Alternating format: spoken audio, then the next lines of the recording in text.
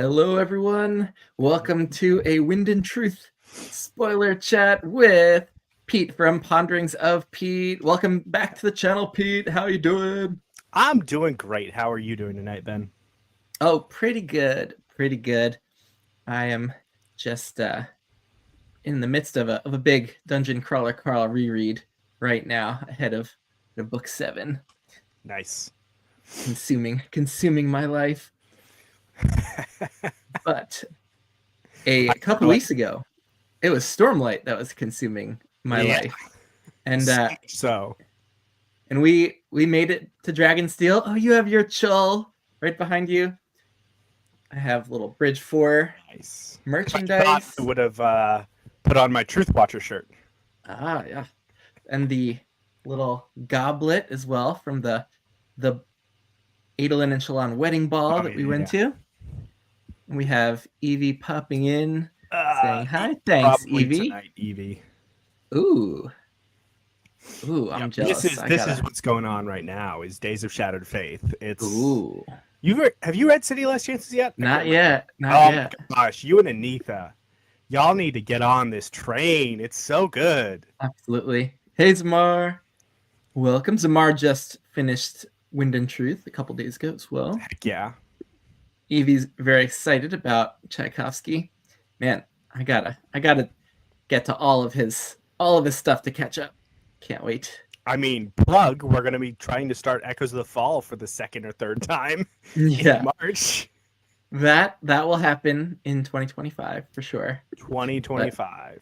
But for me, 2024, at least the last chunk of it, was all about Stormlight, which has been one of my favorite series since I got into adult fantasy back in 2018, binging the Mistborn books, the standalones, and the Cosmere, like Warbreaker, Elantris, and then the 3 Stormlight books that were out. These 3 guys, I gotta move out of the way. Those 3, and yeah, I consumed those within just a few days. I did nothing except read these when I was binging them, and thanks, Evie. Thanks, Evie. Thanks, Evie. Yeah, when you're all done with Stormlight, which probably will never happen. I don't know that you'll ever want to read these, but maybe you can come check this out. Book 6 is just going to be so good and such a great lift book that Evie is going to be so intrigued and is going to read all of it. She's going to just read the lift interludes, Dawn Shard, and then read summaries of the rest of it, and then only read book 6. That's what's going to happen. We actually have a bunch of people here besides Evie and Zamar. So thanks for tuning in. We're not going to do much of the non-spoiler chatting about the book. We're going to dive right in to spoiler stuff with this book, and I wanted to start with a little lore from our visit to Dragonsteel. There was a spoiler Q&A that Sanderson was doing, and almost everyone at the whole convention was attending this in the big convention hall. It was like probably like 6,000 people that were in the spoiler Q&A, and you could sign up to ask a question by scanning a QR code and putting your name into a Google form, and they were randomly calling on people. And I didn't have a spoiler question, but luckily Jake Bishop, who is there with us, had a good one. So I signed up and I got called on, and I asked what character that hasn't gotten a POV, if we were to get their POV, who would that character be that would change our perspective on everything that's going on in the series the most? And Sando said Tanavast. And yes. And I kind of didn't expect then to late in the book, Wind and Truth. Oh, sorry, Zamar, just to be clear, if you're not clear for anyone else. Oh, you mean the spoiler Q&A in Sandoz? Okay, so it was for everything up through Wind and Truth, like up to through Rhythm of War, through Rhythm of War. Yeah, so through Lost Metal, technically, if we're going. Oh, okay. Yeah, so people were not allowed to ask about anything to do with Wind and Truth or even the preview chapters. Mm-hmm. And so he said Tanavast, which was cool. And I'm like, well, okay, I guess we're not going to be getting a Tanavast perspective. And then opening up late in the book, you see the perspective list, and Tanavast is on there. And it was the first one. I'm like, let's go. I was so pumped. I think this is a highlight of the What's up, entire Shad? book for me. And Yeah, we have I Shad know. in the house. I think Welcome. Good evening. the funnier thing is Bookborn sitting next to us, unable to contain herself, or able to contain herself, because she had gotten up to that point. At that point, I think she had only like 300 pages left when Sanderson said that, and she was just like, Yeah, she was good poker face. I didn't get any hint that by anyone there that Tenevest was actually in the book, because a lot of people there, beta readers and people with arcs, probably had already read and knew that was a cheeky answer by by Sando. yeah, it And was. That I, question is made infinitely better. Like it was a great question, and it's just made so much better just because of that cheekiness. and besides the Taravangian POV that we get into Odium, have we ever gotten a shard or vessel Um, and in Roshar, like any shard POVs before? I don't think in so. Roshar, no. Yeah, so this Unless you want to yeah. count the letters, but that's not really a POV. Oh, okay. Yeah, yeah. We won't count that. So this was great. I just ate this up Hmm. because like I was not expecting this, and all of a sudden Sando is taking us thousands of years into the Past, yeah. Cosmere ancient history, and we're seeing like how the shards ended up coming to the Rosharan system Yeah. and discovering what was there, seeing the different planets. There's like a weird planet over here that's like taking in like investiture, and then there's Roshar where there are these this interesting race of people that Ilnasium seeded here, Yeah. and I just want to chat about this backstory we get to Roshar because it was so Yeah. cool. I love Hello, how hello. it kind of, and this is one of those things, is that I think that there was a lot of complaints that there's a lot of things in the character arcs that weren't very subtle of Sanderson, but what was really subtle was the world building. I felt like, because and to pop off the word now, the implications of everything that he kind of just like threw out there with these POVs is massive. Just like he's been talking about for a while, that the Rosharan system was designed purposely for very specific things. And there's been like theories that it's been like purposely it was a shard trap, quote unquote, Hmm. or like an investiture trap type of deal, which is wild to think about.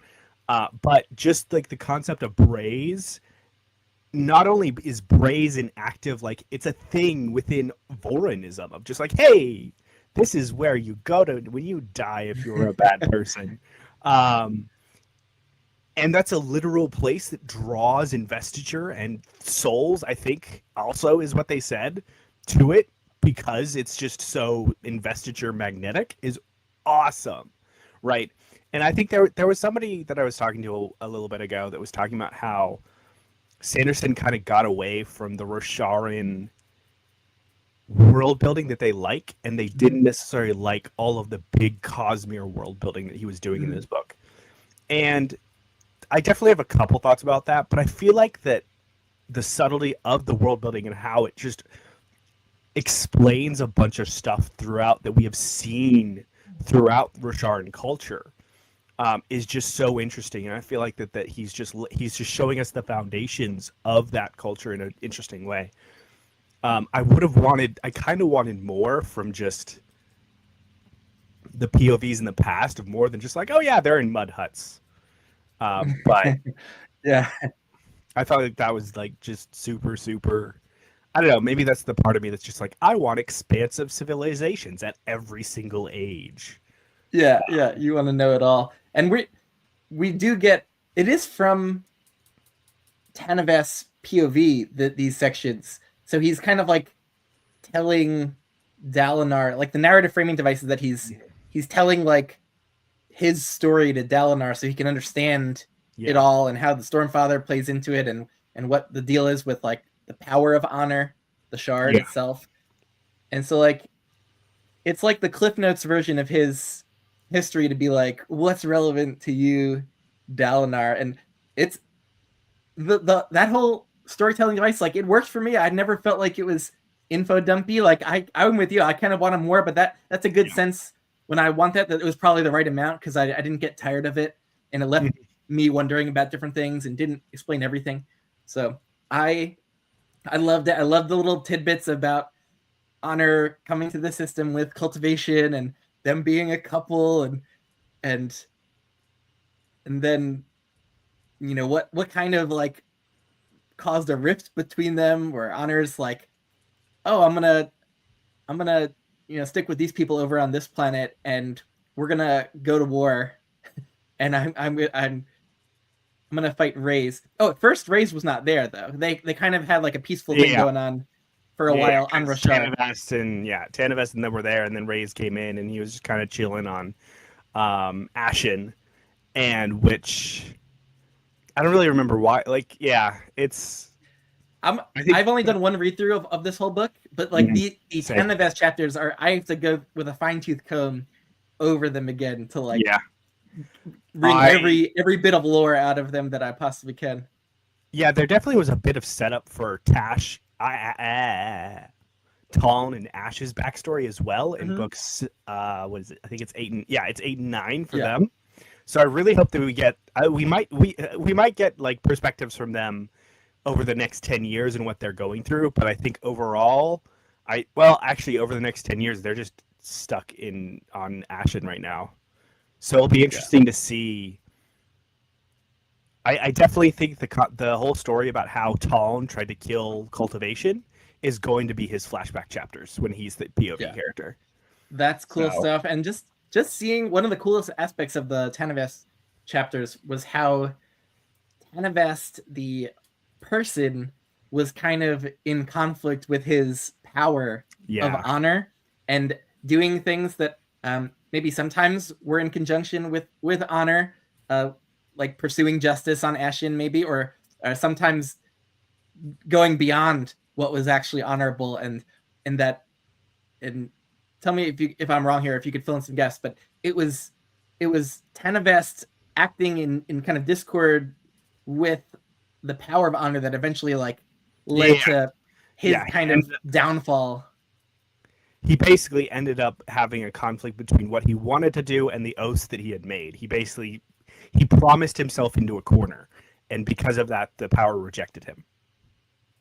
Which I love. This is kind of like Sanderson working on his most like zoomed out cosmic level, and I love it because I don't get this from any other fantasy author really. That's working on this level of gods and godlike powers, kind of that are behind the scenes of the usual like human drama. Yeah, and it was really cool to see like what happens when what do they call the vessel acts counter to the shardic intent. Yeah, it was amazing. I do think, no surprise, I do think that this one served as an interesting primer of a lot of Cosmere stuff that mostly was in Words of Brandon up until now. There was either stuff that was implied by a bunch of stuff, so there were definitely things that were implied by a lot of the letters, like everything to do with Rays and honor and stuff like that. And then Wit's conflict with Rays and some other things.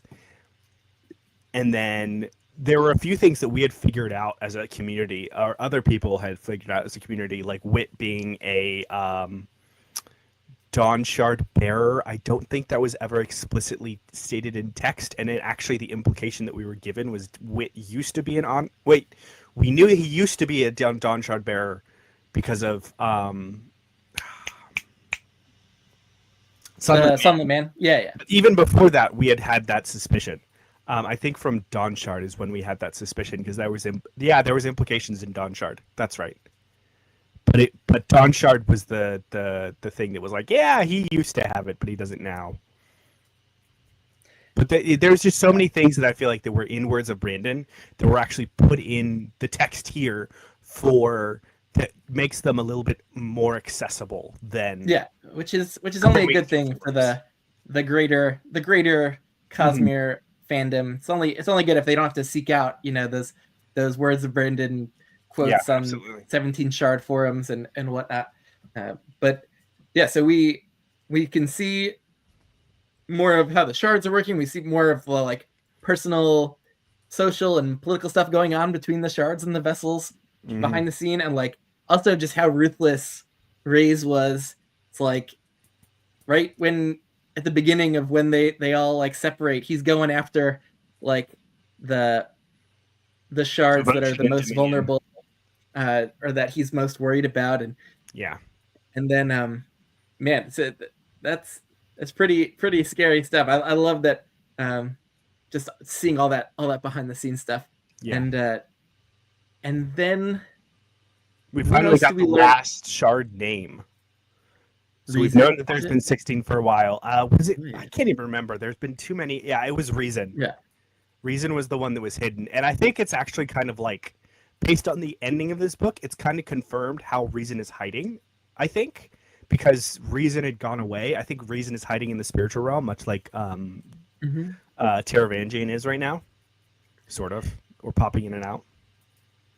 So, what do we think about the power of honor? I love that it's seen as this thing that's very unbending, and that when Adolin comes in, he's trying to find a more flexible kind of morality than just sticking to your oaths. Like that discussion is a really interesting one, and I love though that there's this power of honor that it's not just this completely unchanging power, but we saw like in the avatar of it, like a baby honor, and Dalinar's trying to like teach him a little bit more than like his current like childlike understanding of everything is. Like I don't know, I loved all of that. It was super cool, and it does open up a lot of possibilities for change and new growth and things going forward. Yeah, absolutely. It opens up a really new, interesting, possibly like point of conflict almost with the future of the Cosmere, right? Because previously all we knew about the shards was there was a vessel, there was a power, people had to take up the power, become vessels. You could pop off and become a splinter, like or no, splinters versus slivers. That's a thing. Like because splinters are like the Stormfather, and then slivers are people that previously held the power, which is Kelsier. But that we've gotten a sense that the power changes the vessel, or that that it exerts power on the vessel, but we didn't have much of a sense that the vessel could exert any power over the shard. Well, at that point, was Dalinar really holding the shard, or was he just talking to it at that point? Yeah, I can't remember. That might have been after he let it go. Because he like started to take it up. Like during that was right before he actually tried to take it up. That was, I don't know. I'd have to. But the Stormfather himself is kind of like the biggest vestige of Honor's power. And so he's kind of over the course of all the books been kind of like engaging the Stormfather in a conversation about, what honor means, or what he has the power to do, or should he just keep on doing his storm thing? And the Stormfather's just like, I'm a storm, this is what I do, and Dalinar's trying to break him out of that. And I personally think that, so this is I think there are a lot of criticisms to be had about this book. I think that I still love this book. It is definitely not, I don't think that there was as much of a decline as a lot of people like said. I do think, but there are a lot of criticisms. And I feel like this is one of those structural things that I think it would have been more meaningful for the Stormfather eventually to be the thing that is becoming Honor almost, rather than just have like almost like a baby separate personification. I don't know. Yeah. Yeah. Yeah, I could see that. Just because like I feel like that would have been more meaningful with Dalinar and his story and tied it more in, if that makes any sense. Yeah. Just because like, and so the Stormfather, as far as we know, like when Dalinar renounces his oaths, when that happens, usually like that kind of destroys the spren that's bonded to them. And so that the Deadeyes thing isn't going to happen anymore since Boado Mishram is back, though. So I wonder what's going to happen to the Stormfather as a conscious entity. I think he'll be hurt, but he'll be fine. So we're now that Boado is back, everything just returns back to how the way when you break your oaths, it's the same thing as if like before we get into retribution and how that might change the magic system, before you break your oath, like it's fine. Like people broke their oaths, it hurt. It kind of was just like a bad breakup, and it hurt physically for the spread. I think, and I think we get a hint of that with Sigzel's spread, right? So somebody talks to Sigzel that like his spread just doesn't want to talk to him right now, but it's very much implied that it's very much it's like more it's implied that she's conscious. So Zamar is saying the more I learn about the shards, the less interested in Cosmere. So I do think there is a wide swath of readers of Brandon's books, and you could see it from Rhythm of War, that aren't enamored by diving deeper into the inner workings of the magic, the lore, the history, and that's understandable because that's really not what most books in modern fantasy even, or most other books are kind of doing at all. And they're more sticking to the present day kind of major character arcs and conflicts. And I think there's two things going on here. I think one, that people love the characters more than they admit. I don't know, but also people love the mystery. I think the mystery is a big part of it, and I think this is where Zamar. There we go. I'm sorry. But Zamar, I think this is something that is kind of indicated by Zamar here, is like, I wonder how much, or I'd ask you, Zamar, how much you loved and were intrigued by the mystery rather than the actual finding out. I don't know. A lot of people love mysteries, and I do too. I also love finding out things, and so I was reading all these Tanavast chapters and the spiritual realm chapters. You're like, oh my god, I get to see what actually went down, at the Recreants or Harietiam, or them coming to Roshar, the humans coming to Roshar, like meeting the singers. Like I love seeing that, as well as having the mystery. Like I sat on these mysteries for years. And so I enjoy that too. I think other people just maybe enjoy keeping that all mysterious and sitting with that forever. Yeah, and I feel like there's a lot of the discussion has almost prepared me to a certain extent. Yeah, that's what I thought. Yeah, I'm trying to start categorizing people that have read Wind and Truth basically into a couple different boxes. So I'm developing like theories based on people I talk to. Kyra, I loved the book, honestly. I really loved it overall. Yeah, I would say I really liked it. I don't know that I could use the L word here for Wind and Truth.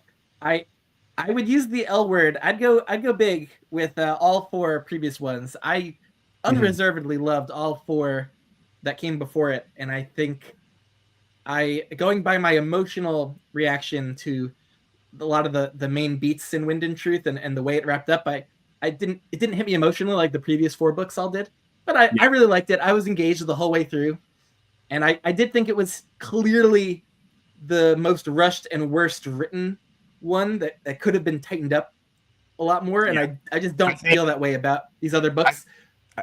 I think the conclusion that I've come to is losing Moshe as his line editor really hurt a lot of things. I think that there's a lot of things that I noticed writing wise, or that I had pointed out to me afterwards. They're like, that could have been fixed if he had a good line editor. And we had Cosmic Junkie popping through. Welcome. The payoff hit it for me. Like I was kind of middling on it to start with. And it started, and as the book went on, as I got more Adolin chapters, as I got more backstory from Dalinar and stuff like that, So this is interesting. I can see a wide range of opinions being totally valid about the spiritual realm chapters, where where Dalinar or Navani or Shallan or Renarin even and R'lain watching these like historical visions play out. I will say, as far as getting like lore dumps and exposition dumps in books about what the history was, like this to me was a really exciting way to like be able to see them essentially like play out as interactive visions. made it more engaging than if we were just to get it all delivered, kind of like the Tanaveth chapters. Like if we were just to get all this history delivered to us by someone talking, that's much less interesting than being in these visions where we could see it all. We can feel it. That's what we got with the Tanavast chapters. Was him just kind of telling us what they happened. And I respect what you're saying here, Kyra, because it does feel like there's a bit of, because we're attached to people like Dalinar and Adolin and all this other stuff, and we know that future is yet to come, all that other jazz. It definitely feels like there's a lack of agency for our characters in these cutscenes, especially with Tanavast. Like, we know what's happening, and I don't know. It's a tough balance to strike as a writer when people know what's coming. They know that honor is going to get betrayed and all that other jazz. I think our friend Kyle compared it to Dalinar getting sat in front of a TV for a good portion of the book.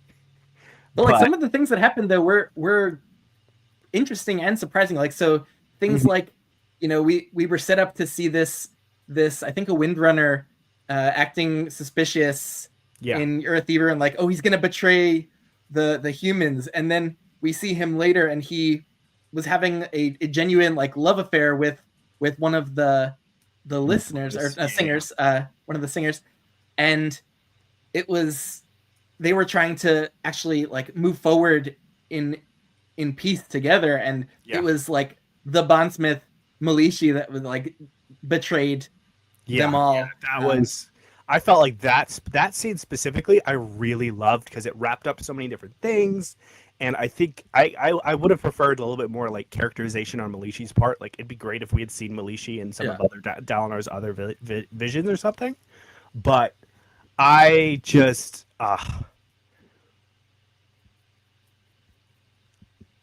that scene really hit me as just like a sad point for Tanavast of like, I know what you're doing, Malishi, is what should be done, but I'm breaking the oath I have to Boado. And it sets up Boado's character so much more for the next half, right? I fully expect Boado to be really, really active against Retribution in the next one, and that's going to be really interesting how that mechanically works, because it kind of feels like Retribution has both everything. Kyra, very much so. We definitely felt bad. I'll just finish up on these spiritual realm things. Yes, they are very cutscene-y, but I still liked those chapters. I enjoyed kind of like that there's a little bit of drama about like the ghost blood people are around, like we got to be careful, we don't know who's who. Like finding out that Mraize was acting as Tanavast in the vision is cool. It's like, ooh, was he just like improvising? Was he actually delivering the real lines? Like, I love the little wrinkles in these scenes. Yeah. On top of just, I thought they were interesting interludes to me from what was going on in the present day, and just felt very different too. And so I will say so about like that whole tension between having Dalinar and Shallan kind of going through similar things in the spiritual realm. I do think that those two storylines should have been compressed. I think so. Renarin and R'lain, despite how everybody's happy that they're together and everything like that, and we got that tiny love story, I think that shouldn't have happened until R'lain's book. I think it would have been so much better for that storyline to happen over a longer period of time. Yeah, it did feel a little rushed. It felt so rushed, and I was like, why'd you have to throw this in there?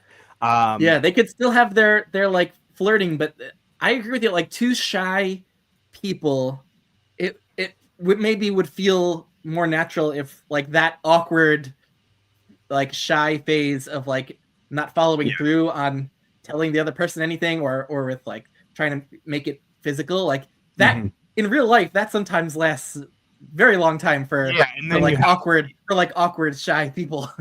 Yeah, and then you have the visions that are just like, "Hi, Vision, you're gonna be a couple." Oh, I don't know. There was just some clunkiness there that I'm like, Sanderson, could you have waited, please? But maybe he just wants to do something with those characters, like what we saw in the visions. Going back to what Zamar said about like Mistborn felt larger than life. I need to stop saying but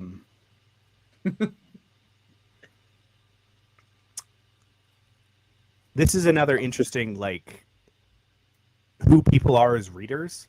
Like and like the tension between how writers write things and how reader I don't know how I'm trying to say this.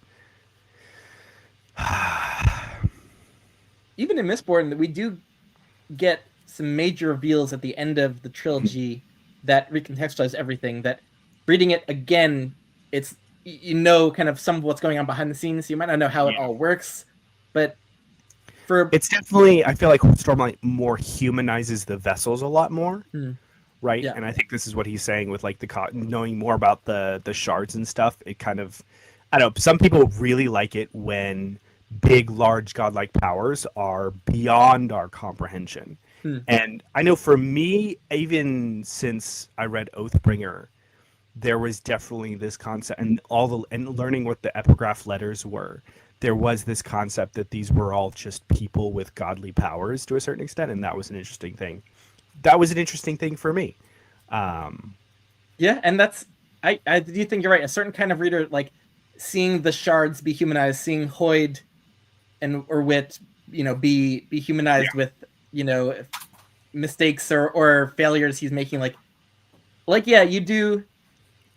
It does take mystery away from Hoyt or Wit, like seeing him fail at a romantic relationship, like that does take some of the mysterious charm away from him. Like if he just remained on the page for these chapters where he like came in, told a story, and got out of there, like that's a very different experience you have than the one we have now gotten with Wit Hoyd.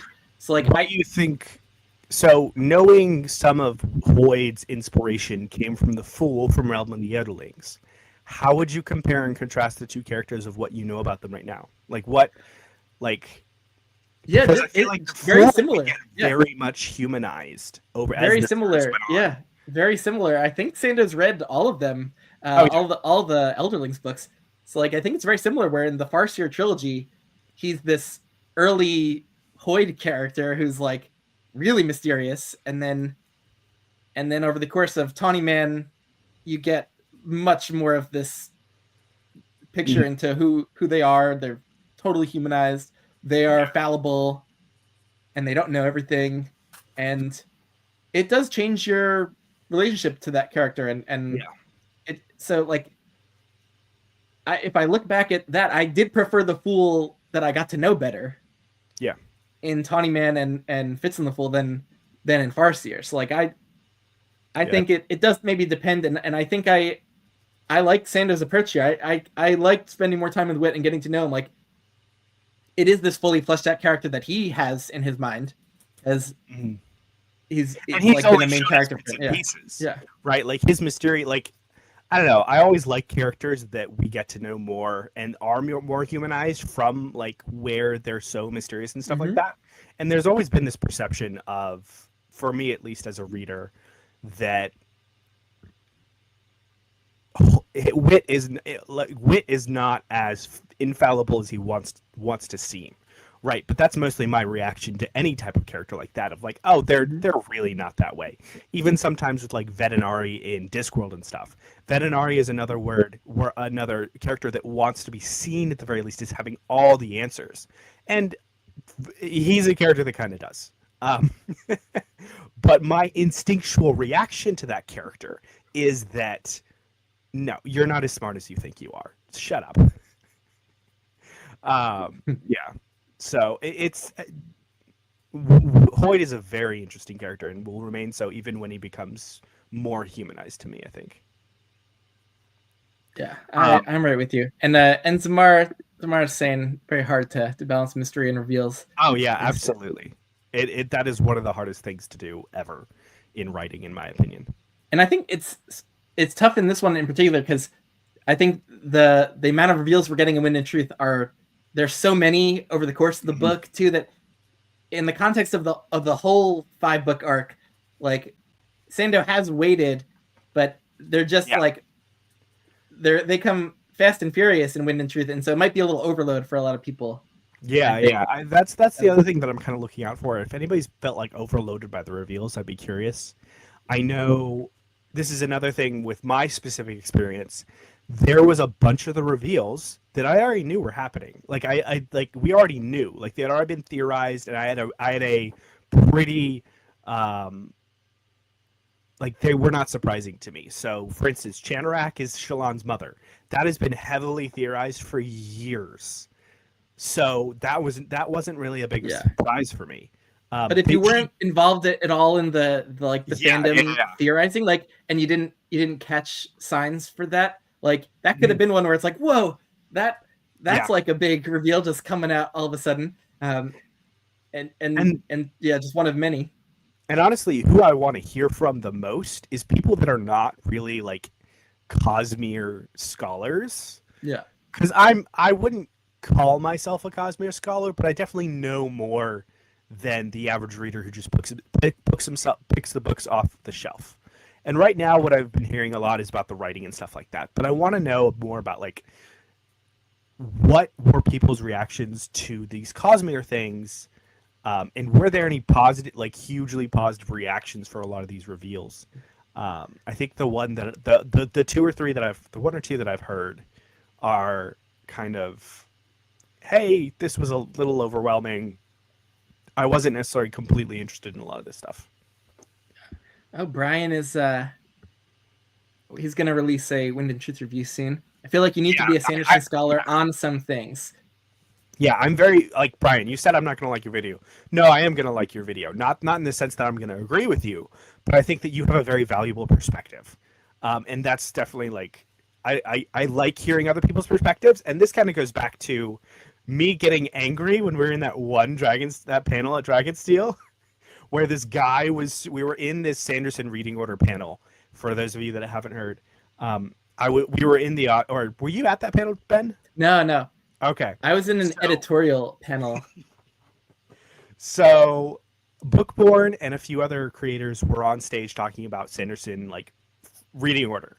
And there's this one guy on this one guy on the panel that was super attached to, of course, spoilers for Rhythm of War and then some other Mistborn stuff that we've talked about before. He was really attached to the reveal that everybody was going to get that Kelsier was Thydekar. Right? And it was one line. It was referencing Thydekar as the Lord of Scars. And he was so attached to the fact that was a huge reveal that everybody was going to get. And that was the implication that he was saying. And I was just frustrated because he was so attached to his own experience, right? Because the discussion was where to read Secret History and like where that reveal should come. And I got mad at this because I literally experimented with my friend and had him read Secret History after Rhythm of War. He did not catch that. It was one line. And I think that we as a fandom definitely need to be, and I've become more, over this week with Dragonsteel, I've become more passionate about just like, we need to make sure that we value everybody's experience, because there really isn't one experience with this series, with this entire fandom. Like, if somebody wants to do a reading order in a weird way, do it. If you like, just that. Yeah. You don't need to read anything else besides the Stormlight books to appreciate Stormlight. Like, you'll miss some of the character crossovers from Warbreaker and Mistborn.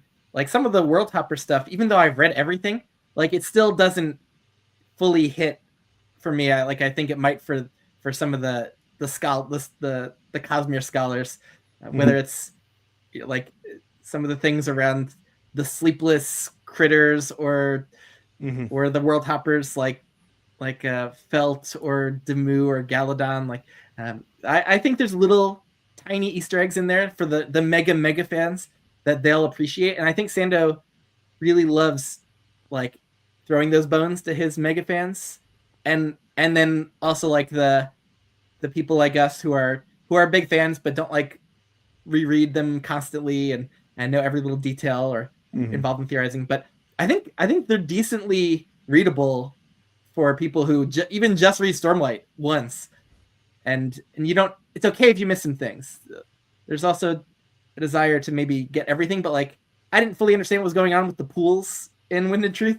Like, the different pools, the shard pools, or the perpendicularities, and like, so those the are one just that's in the portals. Basically, it's a bunch of like the one that's in the shattered plains that they find, and then it like I didn't fully understand that, but it's okay. Like it's okay for things to not fully click or to know how they work. And I think that those specifically are kind of mentioned throughout Stormlight specifically, right? So honors not cultivations perpendicularity and the Hornator peaks, using that as I think explicitly mentioned rhythm of war, that's like a way that people cross between different ways. So that's is Odium's pool in Shinovar? Is that what Ishar got access to? I don't think so. In that grotto, Odium's pool was in. That's the one in the Shattered Plains. Yeah, that was the pool that kind of separated from Odium because it didn't like him. Oh, okay. See, I didn't fully get all this, and Brian, I think that's okay. Like, I still feel like I had a satisfying experience with the book. And so just to go back, Zamar's question about do you guys feel like the story expansion, like 2 down? I think it depends on the story and depends on the book, right? I think that if you're in the same book as this whole entire Cosby world, it absolutely can. And I think that this book, you could argue that some of this kind of suffered from that, in that like Sanderson struggled making us care about Kaladin and Zeth to a certain extent because of Kaladin and Zeth's plotline was weird, but also because like there wasn't an immediate investment in what effect this would have on the overall conflict. Like he knew he wanted to do the whole Oath Pact thing, and this was how it was going to happen, but we didn't know that. And I think that if we had known something along those lines, it had been like, okay, what Kaladin and Zeth are doing is actively going to contribute to what Dalinar is trying to do in these 10 days. I think that would have added much more tension and investment in their plotline. Great point. I think we have Kyra down here who said I hated Kaladin and Zeth's plotline, too much therapy. It's not for me. I didn't mind. Ooh, that book just fell. I knew that might happen. That's a big boy too. That was luckily just a graze there. Yeah. But I wasn't necessarily in love with the therapy plotline being so explicit, but I didn't mind all that. But I'm right with you. I hadn't figured it out until you just said it. But the fact that their plotline is aimless, like we know they're supposed to cleanse Shinovar, but what's the ultimate benefit of that? How does this contribute to everything? Yeah. Like you just totally articulated what I think why I didn't have full investment in that plotline. Yeah. Like it did feel like a diversion. Like, oh, it's the therapy plotline. Like Kaladin's gonna try to get Zeth to open up, and he's gonna be grumpy, and then all of a sudden Nail's there, and we have another grumpy person who's not wanting to be open and discuss stuff, and without the momentum of feeling like we're headed towards something important. It's not until the third act that it's like, oh yeah, so this is gonna like, by the way, reestablish the whatchamacallit, like, and I think the fact that like, oh, the Oath Pact is kind of like open because Jezreen is actually dead now. That also wasn't like super. I feel like that should have been that is an interesting point of tension that could have been used that wasn't. And this is why Words of Radiance is a better book structurally, right? Because it feels like all of the storylines that we had building up for the past book and a half all came together. And after after Words of Radiance, it felt like he had I guess with Oathbringer he doesn't do this, but he went backwards with Rhythm of War, where it felt like he was scared to have 2 POVs in the same place at the same time. Like for Shallan, Dalinar, and Kaladin, like he didn't like having them in the same, going through the same thing for their stories. It was so weird, I thought. That was one of the reasons structurally Rhythm of War just felt weird to me. Yeah, great point. Especially yeah. So I do think you've hit on a major issue that a large chunk of the Stormlight fans have, who love Way of Kings and Words of Radiance. Like the POVs being separate in Way of Kings like makes sense because there's a convergence. They eventually come together at the Shattered Plains, and it's so satisfying to see them then intersect and and actually like by words of radiance, like work together, become friends, grow in their relationships between each other, still have their own personal like plots and goals going on. And then Oathbringer kind of like starts separating them, but we get like a chunk with the Shallan, Adolin, Kaladin group through Shadesmar, and still so like it's still like a couple different groups, and then there's a convergence at the end, and like everyone's at Thalen Field for that big battle.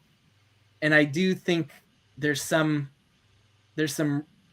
narrative catharsis that you get when your main characters and your POV characters are all in the same location, interacting with each other, helping each other, sacrificing for each other. Like, yeah, the separating them that we do get mostly in Rhythm of War, like with Dalinar out, like fighting this seemingly pointless war with Yasna, and like some of the side characters, the named side characters too, like they just seem kind of like out of the action. Yeah. It's kind of just like the main action. We're showing them to check in, basically. And then the main action that everyone is connected to in Rhythm of War is Kaladin and Navani, kind of like, in their Die Hard setup, working to like save the tower, like, and that is like two main characters working together in the same location. But you're right. I do think I hadn't thought about that too much, but it did occur to me when I was thinking about my reaction to this book about why it didn't connect as much as like Words of Radiance. I think you hit on a really great point, is that so many of the POV characters are in completely separate locations. And like, it does hurt, I think, when Dalinar sacrifices himself and dies, that, the people that love him aren't there to, right there with him to, and Xando mitigates that a little bit by having him magically send out these like last kind of words to everyone, which was nice, which was a nice touch. But yeah, it makes sense why it doesn't land the same way as like the narrative structure of Words of Radiance. Yeah, which is just so tight. I think one thing that could have specifically changed a few things is if the ending with Dalinar was on the Shattered Plains instead of at the top of Irithiru. I think that would have been one thing. There's a lot of things there are a lot of things I would have changed, but I think one of the things that could have helped bring a lot of this stuff together, one, getting rid of Renarin and R'nain, toss them into Renarin's book where they belong. Right, this is like, it would have been a better like thing, but.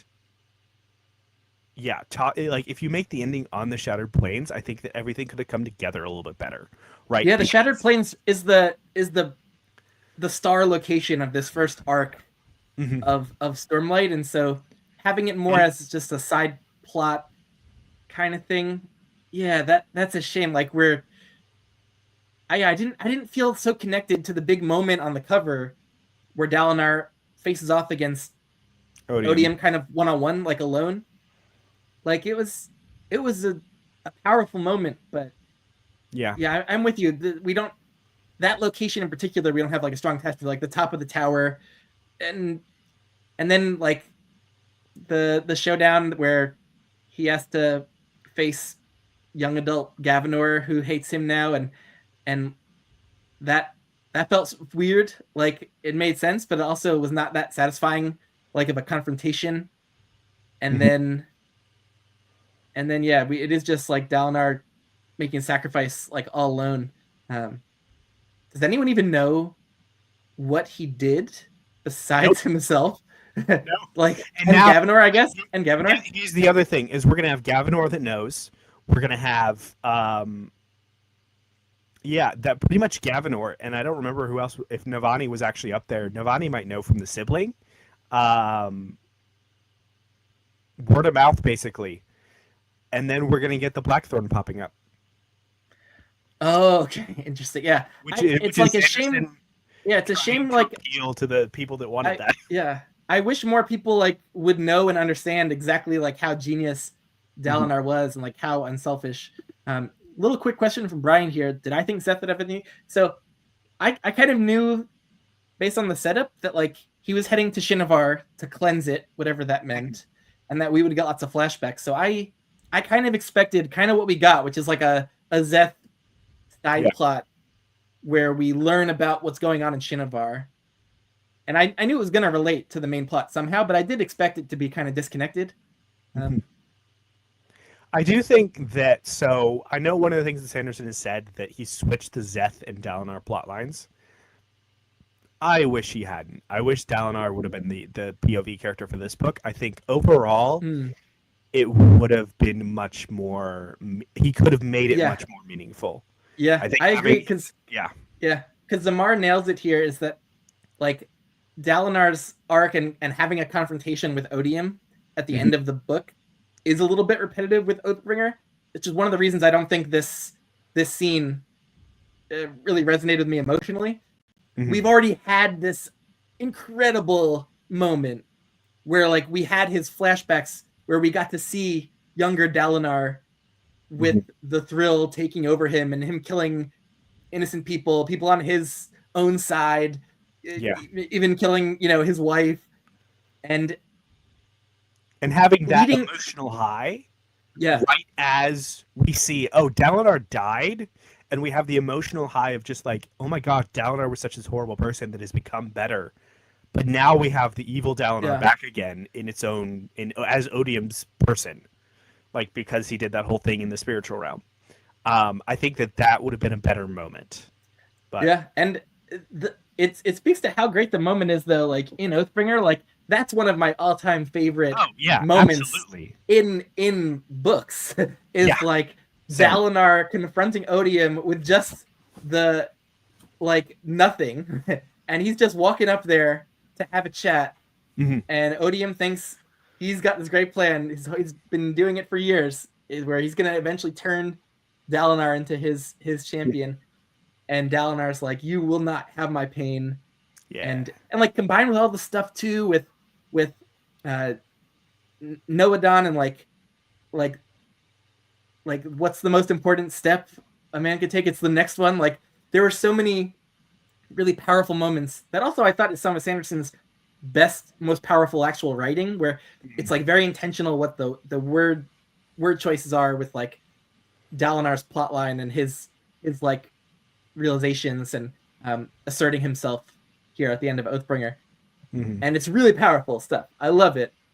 And we kind of like we went through having this cathartic moment with Dalinar, and it was so strong that like the echo of that here, I think there's almost no possible way that it could live up to the one we had here. So I agree with you, Pete. Like if he had waited on the Dalinar flashback book and we only kind of had this one confrontation where this, but it also wouldn't work. It's like it wouldn't work. Just with like make it a Zeth confrontation then. Yeah, the whole thing with Dalinar giving up Honor's power to then create retribution, like that has to happen. Yeah. For I get it. It's a weird, like I have emotion, I have vibes basically. How to actually make it happen to be crazy. Yeah, and Zamar saying like those iconic moments like carried the series. The book felt pretty devoid of them. So I mean that definitely depends on the person. Because of Adolin. So Adolin's look, Kyra here is like love the Adolin plotline. I think Adolin like getting his plate to save him, like becoming like sapient at that moment to save him, on top of like Maya coming with the cavalry. But the plate moment was really good because that actually is set up from the very beginning of the series, where Adolin always treats his sword and his plate with respect differently than like everyone else in his culture. Like it's a very unique personality quirk that leads to Adolin's sword spread and plate spread like having more sapience and loyalty towards him. And so like that, for as far as like a great epic moment, I thought that was a pretty good one. Honestly, I love Adolin is definitely the standout in this book for sure. And what Kyra is saying about the cutting away with the POVs, I didn't like the blended POV chapters that he was doing this entire book. I'm with you. That was annoying. He changed the feel of the whole series with this book, but in a few ways. there's the 10 days structure, which kind of speeds up the pacing. Yeah. But then there's the putting multiple POVs into basically every chapter, which also kind of speeds up the pacing, which is common in a lot of fantasy. But like this series had a different feel. It always had a feel of kind of like being more deliberate, where you spent more time with each character before moving on. And that's just because he like had to split everything up because he had so many people he needed to do. Like again, this goes back into the fact that Renar and R'Laine should have been in Renarin's book, right?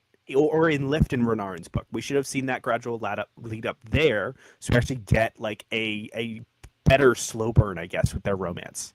And then that would reduce the POVs. Then have Shallan be with Dalinar, and have Dalinar and Shallan both kind of going toe-to-toe with Mraize while everything's happening, instead of just having Dalinar and Navani have no idea what's going on, having a little bit of conflict with Gavinor because they have to set up the child champion plotline.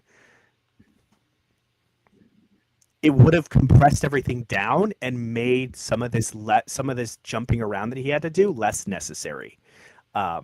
So yeah. Yeah.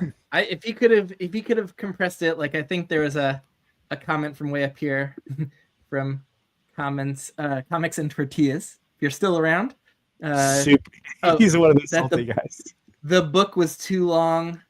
So we didn't really talk too much about this, but like there's a few ways that he could have tightened it up for me. One is just doing less of the full explanations of everyone's internal thoughts and feelings. Like I think doing that very intentionally every now and then works really well, but to do it so much, the fact that almost everyone comes out of this book commenting on that they noticed it, I think shows that he needed to edit a lot of that out. Like he's done that in previous books, but just not to this frequency or extent that he did. So that's one way that it was too long for me. I think we got way too many just long paragraphs of like someone thinking over their emotional state and like what led them to it, or just in ways that felt a little inorganic, more so than usual. There were definitely paragraphs where I was reading like that, where it's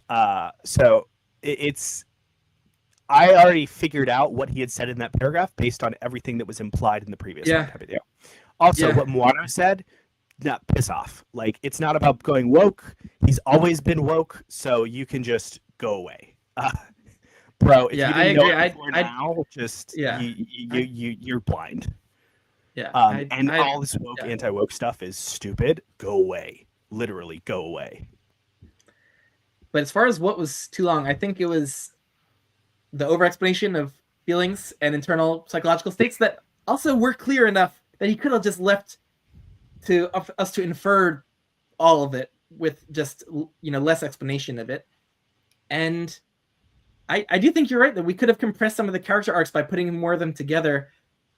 What he's done in these books, like between like Way of Kings, Words of Radiance, Oathbringer, and Rhythm War, he really brought a lot of character arcs to a kind of full cathartic completion. Like, but just those 4 books, that's like 10 normal chunky fantasy books. So like already those 4 books is like a longer series than almost any other fantasy series. Yeah. Besides just like a few. And he already like had these characters go on epic journeys of, self-discovery and progression. And so I think one of the issues that we get in Wind of Truth is that like characters like Shallan have already gone on a pretty epic progression already. Kaladin, same thing. Dalinar, Navani, same thing. We now are with them at a point in their character progression and stories where like most authors would have already ended the story a long time before. And like they wouldn't have to show us they wouldn't have to show us the like, okay, what about when a character works through all their personal demons and now like is in a better place psychologically and they want to pay it forward to others? It's like Kaladin's position right now is a very unique one in books and fantasy because we rarely spend that much page time with a single character. Yeah. It's rare for someone to write it and for us readers to experience it. So I think a lot of us just don't know what to make of some of these weird character arcs because we've seen them past the point where we would normally end their story and it would just be like, oh, we just get to imagine like after Kaladin gets his plate, it's like oh, we just get to imagine, him as a Radiant past this, or him as a we just therapist past this. yeah, him as a therapist. We just get to imagine, like Shallan has now figured out how to integrate one of her personalities, and it's like she's healing. So like we see the beginning of her healing journey. Mm-hmm. And so like we can imagine her maybe taking more steps to complete that, or with Dalinar and Navani like becoming this middle-aged power couple, and we can imagine them just like ruling Irithiru like in a more standard fantasy series. There wouldn't be this overarching huge Cosmere plot that we have to. Probably would have been the end. They would have defeated Dalinar, or they would have defeated Odium, and then just boom. And we could see them. We could imagine them just like they rule in their awesome relationship and wisdom on into the future, into old age. And it's like, but we're seeing this progression of characters that we usually don't get to see. And I think it is a little strange. I don't know that Sanderson executed them all like perfectly, but it's a tall task that he set for himself here to like carry these character arcs through like beyond where they would normally be taken in books or film or TV. Yeah, and so I do give him tough to do. And I think that's to a certain extent because we had this. The other piece of media that's done something like this is almost Arcane as well, right? So with Arcane, the first season was very solid, very tight, and the second season felt like the first 3 episodes kind of wrapped up everything that was happening in the first, or a bunch of what was happening in the first season, and then after that, it felt kind of all over the place. So yeah, it's definitely sometimes taking characters longer than it feels, like spending more time with these characters and doing more with them can be hard. I don't think the second season Arcane was terrible. I think it did some really good emotional beats. I loved Victor and Jace's story, but it definitely was not as tight as the first season. It was still good, right? I think it just wasn't up to the standards of the first season. And I think if Sando had basically kept some of the main characters off the page completely, and when in truth, like I think that actually would have gone down worse with the fandom. Like if he's like, we already finished with Kaladin, we already finished with Shallan. Like if they're just like guest starring characters in this, like I think that would have gone down worse than keeping them as main characters, even if they don't have too much to do. Like I still think everyone kind of expected them to be on the page, and it's tough. Like the ones who really had more progression in this one, I think people really glommed onto that. Like Adolin, like I'm seeing so much love for the Adolin plot line in this. And like, too. Like I don't know, I haven't seen like a ton of love for Lift, but like there definitely from people I've talked to, like Kyle and stuff like that. It's just like I feel like there's like we see Lift growing, and then we also see a lot of potential for Lift in her book in book 6. Also, she makes sense now. Yeah. With the ending of the book, right? Because there's no more Stormlight. So literally, Lift is the only Radiant that can actually operate because she has Lifelight happening on the inside of her. Yeah. It's great. It's like, oh, okay. So this is all within cultivation. There's a really good reason for her to be a main character going forward. But like Adolin, possibly out of all of the main cast besides Zeth, who's really like a side character though before this, like Adolin's probably the only one that has like a meaty character arc in this book among the main POV character cast, because they've already gone through tremendously impactful growth arcs. Like it does make sense, but I don't know. It also feels like Adolin finally got a story arc, because like he was very much there in the first book, and like there in the first 2 books, and then Oathbringer and basically after Oathbringer Rhythm War, it just feels like he's just there. A little bit, like we get a little bit in Oathbringer, but really not that much. But it's also, I liked that for him that he felt he's this ultra capable warrior and swordsman, and he feels useless, around these Radiants. Like that really worked for me for Adolin in the previous books, and gave him some interesting internal conflict. And then for him to be able to put his knowledge of strategy and tactics and his swordsmanship, like where it's useful, like on the front lines in this Aesir battle against the the fused was, or not against, but against all of Odium's forces, was so satisfying to see him rise to that occasion and win over people who thought he was just, like a nepo baby, like Boris Alethi.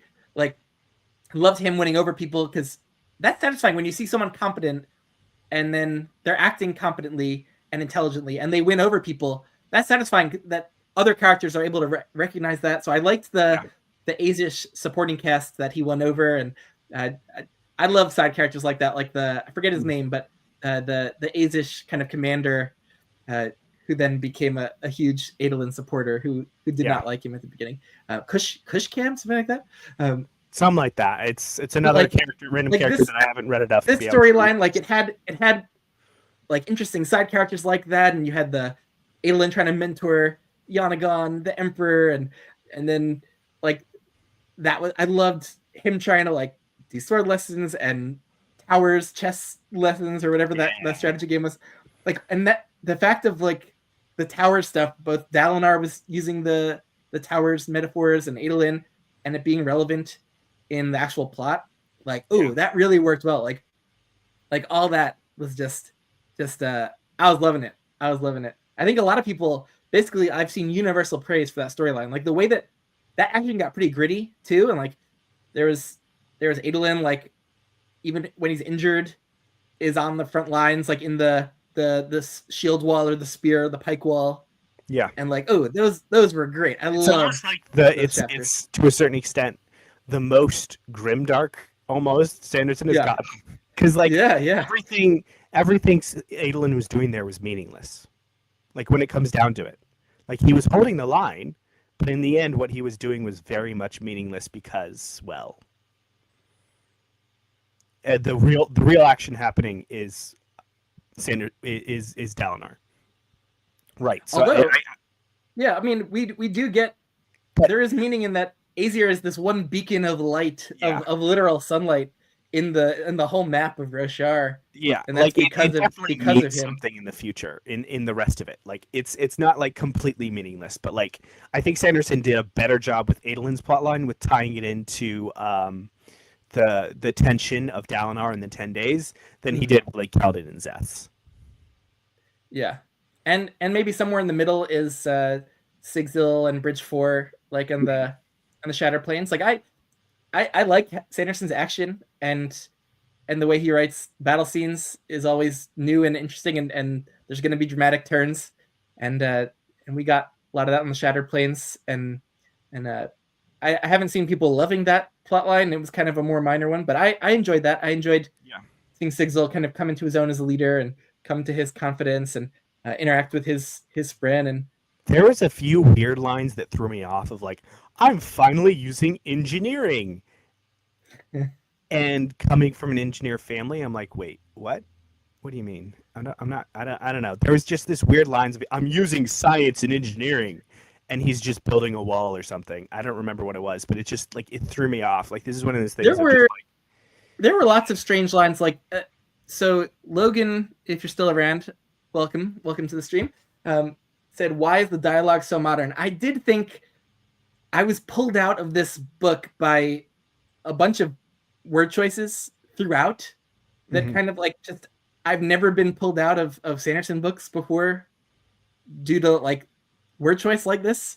I know from like getting some insight from like the editorial panel I watched at Dragonsteel and beta readers that like there was a huge time crunch to get this book drafted and revised and ready to go for Dragonsteel, the release. Like he could not delay this book, and it's humongous. And he also was writing like 4 other books and revising like 4 other like Secret Project books during this, because like he was using those as his like Stormlight decompression time. But this book did not get enough time baking in the oven. Like it did not. There and I've seen him even acknowledge this in his Reddit posts where like fans are complaining about some of the modernisms, and he's acknowledging that like the rush of it, and like that maybe he needs to reevaluate like how he approaches his word choice in the future, because I think he didn't realize, I think, anymore, like it might have been just disconnected from, because he hasn't gotten negative feedback, I think, on prose like this that I can remember. Mm-hmm. And like from like every reader. And I think he was letting his prose slide too much, and this was the book where they just didn't put in the editing time. He wasn't concerned enough about the modernisms. Like there were some words in here that, even though like it's not medieval style fantasy, it still is secondary world. It's still secondary world where like the technology level is pre-modern. Mm-hmm. And so like, while I understand that he said in his post that it's like not like traditional medieval style fantasy where where you need to have everything be like an archaic language to keep people immersed, but I think he's wrong about the extent of that. Like, we still need to avoid certain words that feel like they're 21st century, like slang or jargon. Like, we have to draw a line somewhere, and I think he didn't realize that it was actually more important to his readers than I think he knew. And I do hope that he takes some of this to heart. And I think there were some genuine, like, good criticisms there of stuff like, okay, he literally... One second. This is deciding to fall real quick. But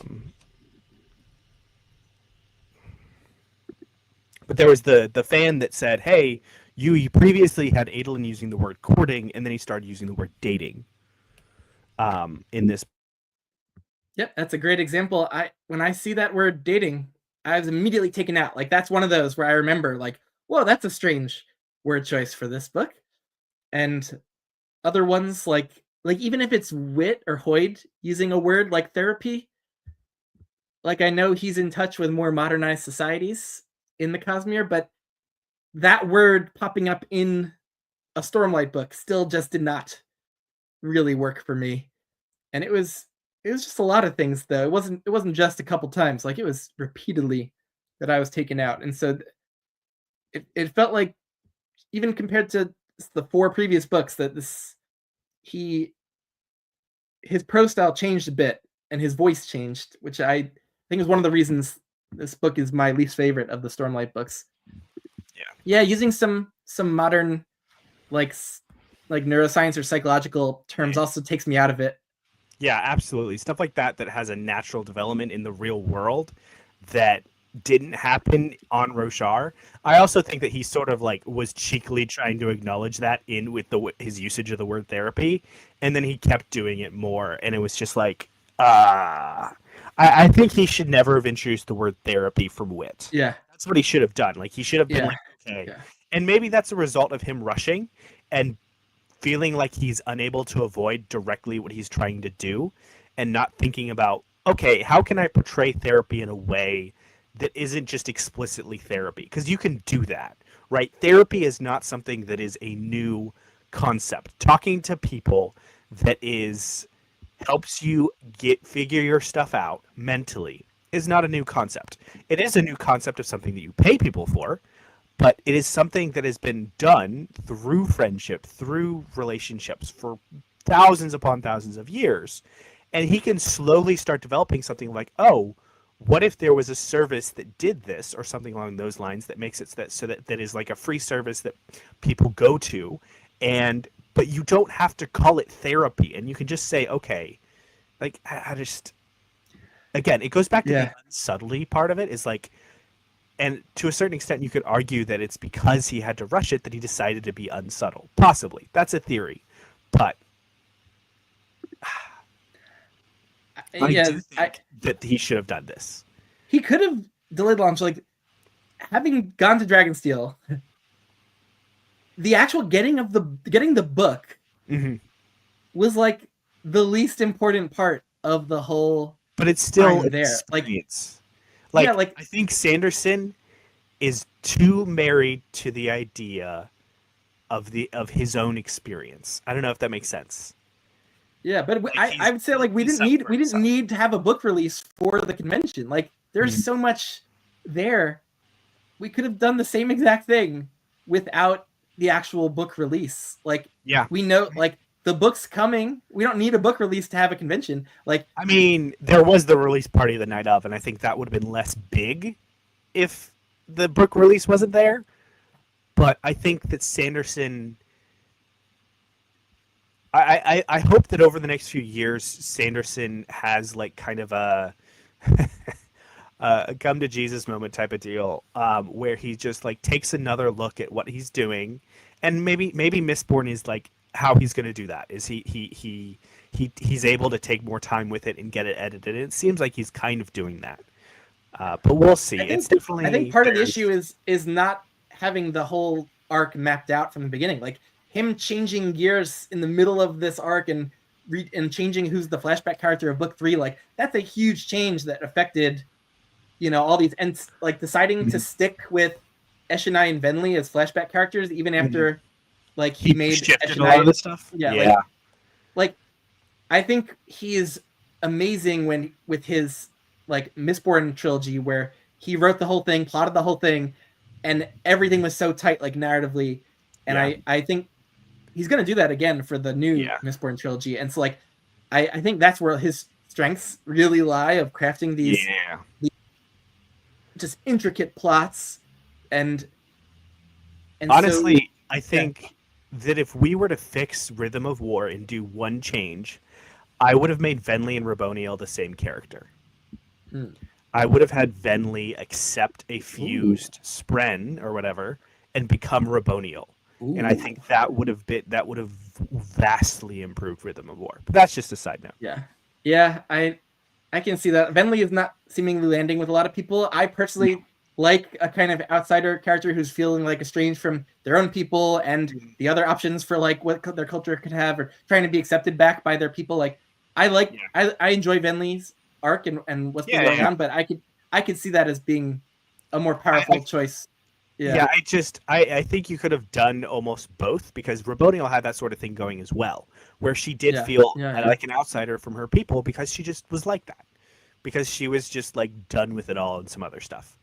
I would have, I don't know. I like Venli's character arc as well. I just think she's just not. She doesn't do much, and that's the problem. Is that Sando has this idea for this great character that he can't do much with because there's too much going on. Yeah. I don't mind that too much, though. I mean, it's one of those things of just like there are things that get turned into a shallow end kind of exploration of things instead of the deep end exploration that he's had with other things. And it's definitely one of those things of it's a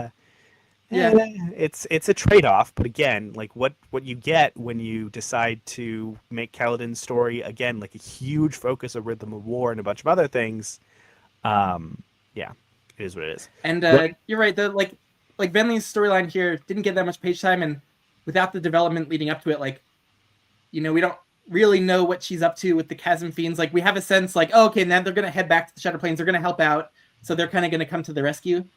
Like, that felt a little predictable once we knew that they were heading towards the Shattered Plains, and I like spending time with the listeners and getting like them living side by side with the Chasm Fiends. Like, we could have spent more time with them outside, and they didn't have to come to the rescue for me. Like, it just gave kind of Venli something to do, maybe for the sake of it. But her powers are cool. Like, I like that when we see her like bringing the stones to life, and they're vibrating and singing songs, and I like the idea of Venli's character as this person who is harboring like the history and songs of her people, and trying to survive and carry them forward from her mother, and trying to maintain like a little bastion of this ancient culture that wasn't ever kind of tainted by odium and the stuff with Ba'atum Escher. Like, I do like that. I agree that he didn't maybe do enough with Venli. Maybe it would have been better if she was, instead of like a side character for this arc, maybe just leave her off to become a main character for the second arc. I think that I think there's a good opportunity to compress a lot of things in the last half, right? Because we have Talon and Ash, who can be together for the entire time because they're in the Oath Pact together. They're friends already. Like, keep their modern day arcs the same or similar or together. Yeah. Anyways, but that's a back half And consideration. on the same topic, Oh, Kyra mentioned Yasna's Letting. So Mhm. this is another example. I feel fairly strongly about this, that I could have done with much less Yasna in this whole arc, like knowing that she's gonna become a main Be a character back half. of Yeah, the yeah, second yeah. arc. Like, yeah, I think he could have kept more of these characters in reserve for the second arc. Yeah, I feel like kept, she's kept more grown of their so mystery. much just in these last few books off the screen. And it's like, wait, what's going to happen in the next? I don't know. Yeah. But next half is going to be super Cosmere aware. So who knows how far it's going to go. If there was one storyline, like when I was reading this book, like pretty much all the storylines I was engaged by, like I enjoyed reading all of them, even this one. But like immediately after I finished reading, when I was reflecting on the book, I was like, oh, you know what? Yeah, I don't think I loved that Yasna, the whole time in Thalen City. Mm-hmm. Like in Wind Kings. Or no, you're talking about this one. Never mind. No, just Wind of Truth. Just Wind of Truth. Sorry.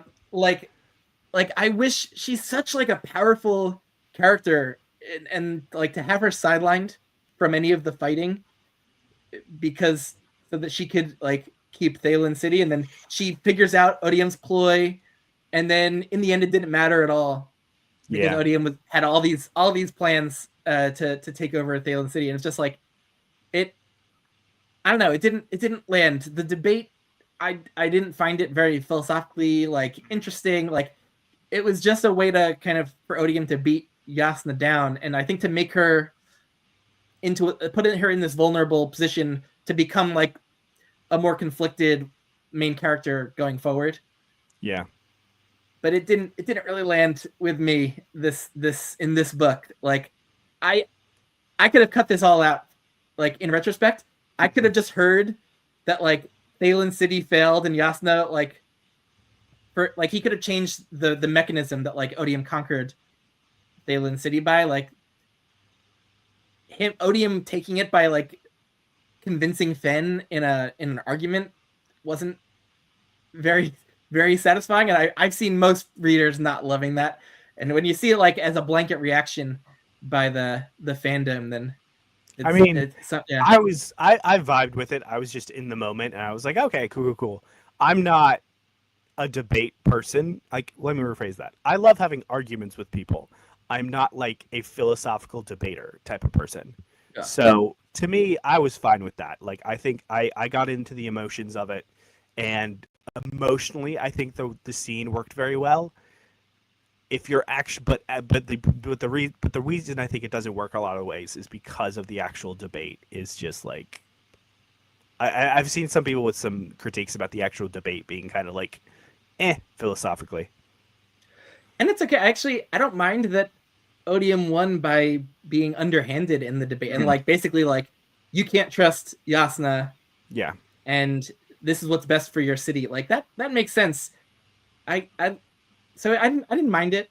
I didn't mind it. I don't think it was what Kyra is saying right here is very much just what the sentiment that I've seen, like people saying like, it's just high school or college level philosophy, and I'm just like, okay, cool. I saw the emotional beat he was trying to hit, and I vibed with the emotional beat, not necessarily the actual like debate. And it's an interesting point because that makes me think a little bit more about writing properly tense arguments is really interesting, and it's more. I think the mental debate just felt very out of place in this book, whereas something like that would have been much more in place in something like Long Price Quartet, which it was. Yeah. Stuff like that did happen in Long Price Quartet to a certain extent. Yeah, Zamara said the debate had him rolling his eyes. It is out of place for this series. It just doesn't. Mm-hmm. Like we got a little of it in Way of Kings. We got a little of it with Yasna, like talking to Shallan when Shallan is initially coming to her to try to be the ward. Like, but it's been so long since that time in the series that by this time it does feel out of place. And I think a lot of people are complaining about Sanderson's execution of it, where like it didn't feel exactly like true to Yasna's character. It didn't seem like the arguments fully would have actually worked to convince Fen, because like if she was convinced by that, like she should have already been like on that side. Like it was a little weak. Like what turned her, I Yeah, think. Like so, what if Yasna personally? Like you're in a coalition of nations. You're not like. So what if the actual like Queen Yasna it has questionable morals? It's like you knew like it doesn't seem like a very realistic way that it played out with Fen. And then I think also like Odium saying I would have taken over Thalen anyway with my secret. He used assassins. Like there are multiple things that made that feel less impactful than it might have been. But I think that yeah. it's another point towards the fact of it is easier to write a smart character when you are not in their head, right? And this goes back to like KJ Parker. Oh my gosh, guys, go read KJ Parker if you want to read smart characters. Ooh. KJ Parker is really good at writing intelligent characters and competent characters because you're not in their heads most of the time. There is so much about like I've learned about writing smart characters from Daniel Abraham and KJ Parker, and it's mainly that a lot of the smartness of a character is in their mystery. It's something that is very much like how smart they are is dictated by their actions, not by their thoughts. Because most writers are not genius level intellectuals, because otherwise they'd be doing something. Like, they can be, right? There are some people that you could argue are, but they are not. On average, I wouldn't say the average writer is someone who could, have these high-minded philosophical or, I don't know. It's just, it is hard to write smart characters when you are not as smart as those characters. Let's just say that, and that someone or it's. Like going back to what Zamar said earlier about learning about the gods of the Cosmere, it's once you have that mystery gone, that takes away the experience for a lot of people. Mm-hmm. And especially takes place for people that are just like, yeah. I really need to read this. I've heard wonderful things. Yes. Folding Knife, the company is amazing. The Hammer is amazing. The Engineer trilogy, while it's like really long, there's some really phenomenal characters in that one as well. There's a bunch of short fiction stuff that's really good. It's interesting, Kyra, that you really like the Siege books, because I haven't, from what I've heard, I don't know how I'm gonna like them when I get to them. I haven't read them yet. Can we switch gears a little bit and talk about Taravangian and Odium? I thought basically all of his interludes, I love that they were short. I basically love that we always knew we were getting one when we came, because it was like something to look forward to, and I thought they were all pretty electric little interludes, pretty like dynamite, like less is more. Like he had to be efficient with his writing with Taravangian's interludes, and thus Taravangian looked so much smarter. It's like a direct contrast to Yasna, is that we're in Yasna's head and we're also in Taravangian's head, but there's also so much that he doesn't tell us that allows Taravangian to look smart. And I just enjoyed the conflict, the inner conflict that he's going through, because he does still have his humanity and his empathetic side. Yeah. And that's still kind of at war with his like logical side. Yeah. His smart side. Cutthroat side. We see the conclusions that the smart side is coming to. We don't see the process. And the process is what breaks the illusion. Anyways, I'm done with talking. And we get to see like Cultivation trying to show him around and like try to sway him a little bit unsuccessfully. Like one of the coolest moments in the book for me was when Cultivation is like, I have my assassins going into Kharbranth threatening your family. And she thinks she's about to basically like hold this great leverage over him, and this is her great play against him. And then he's like, no, I don't care about them, throwing my tidal wave against them. That was like an oh crap moment that really hit. But when we learn at the end of the book that he actually saved all of them and tucked them away in like the spiritual realm, is that what he did? Yeah. Like that was really cool too. I loved the crazy like tidal wave moment we got earlier in the book where we thought he killed everyone, but he saved them. But he also like he did actually send a tidal wave against Kharbranth. Like he did like at the same time. like he could not have destroyed Cabranth actually, right? Because so if you remember, shards Oh, being yeah. being held by their oaths, Odium had an oath to Taravangian that he would Oh, preserve that's true. Cabranth. Yeah. Cultivation should have And known. that's Yeah. why Cultivation really just was surprised, because I feel like she think that he was supposed to have Yeah. splintered basically from that, because that was an oath that he had to whatever. But seeing So it makes Taravangian, like, I thought he was so ruthless. Like, I Mhm. believed that he would do that. I didn't. Oh yeah, absolutely. I did too. I think And that's then what to see Sanderson him does do really it at well. the end that he didn't go all the way, it was like, I love that. I love that, like, complicated aspect of Taravangian, that he does have a soft side. He does have a heart still, a human side.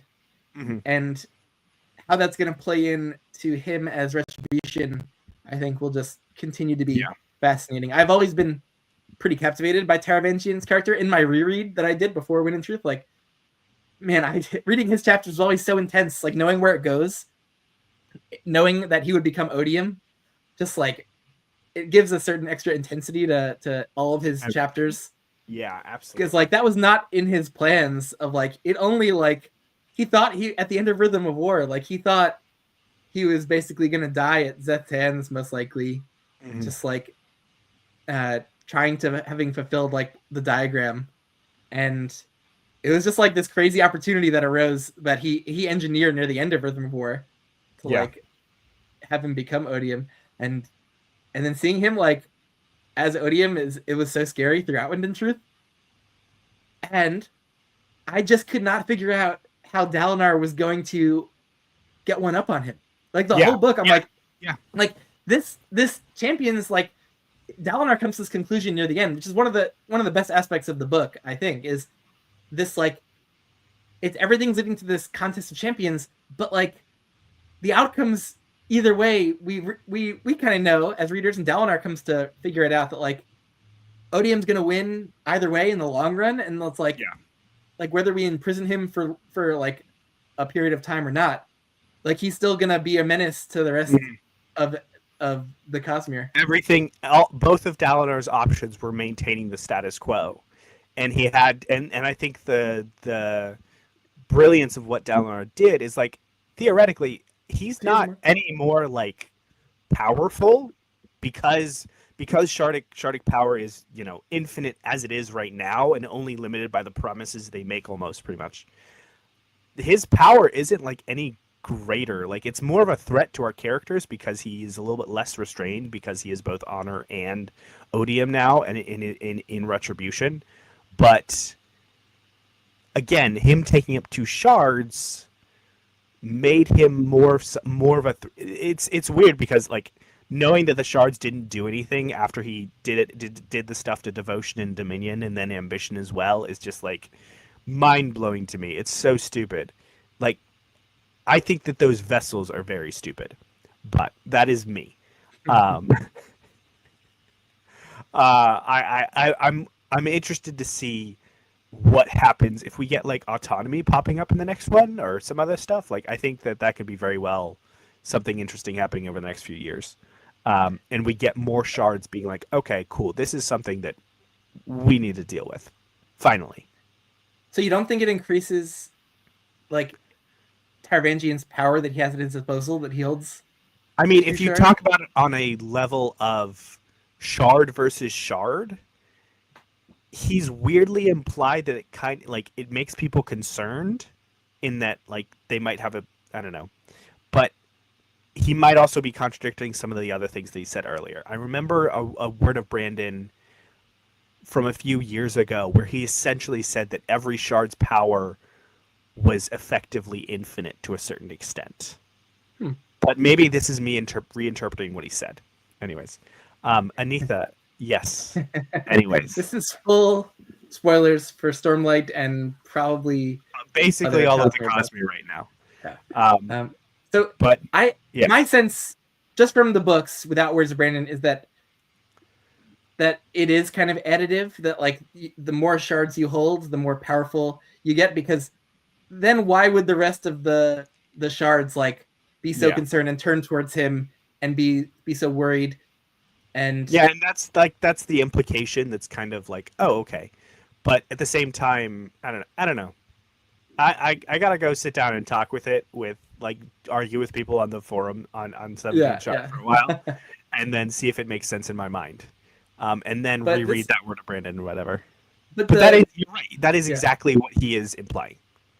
the the way that the showdown happened, at first I was kind of cringing because I'd heard based on the death rattles and people's theorizing, everyone thinks Odium's champion is going to be Gavinor, and I didn't love Yeah. that idea of that confrontation. And then when Gavinor gets taken out of the spiritual realm and he's safe, I'm like, okay, it's not going to be Gavinor, great. And then who emerges? It's Gavilar. Gavilar. I'm like, whoa, oh, that's pretty cool. Yeah. But it's like, oh no, Dalinar just didn't know what a young adult Gavinor was going to look like, and that was a cool way to like fulfill that death rattle and to kind of like do the predictable thing.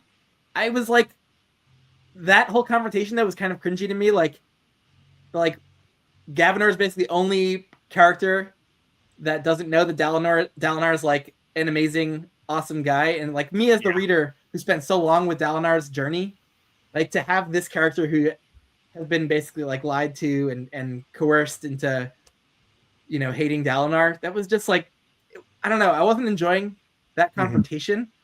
And so when like Odium basically froze him and was like, okay, it's just you and me, I'm like, okay, I'm happy that like this whole series is leading up to this confrontation with this extremely new side character that I don't I don't love how he's been maneuvered into this position.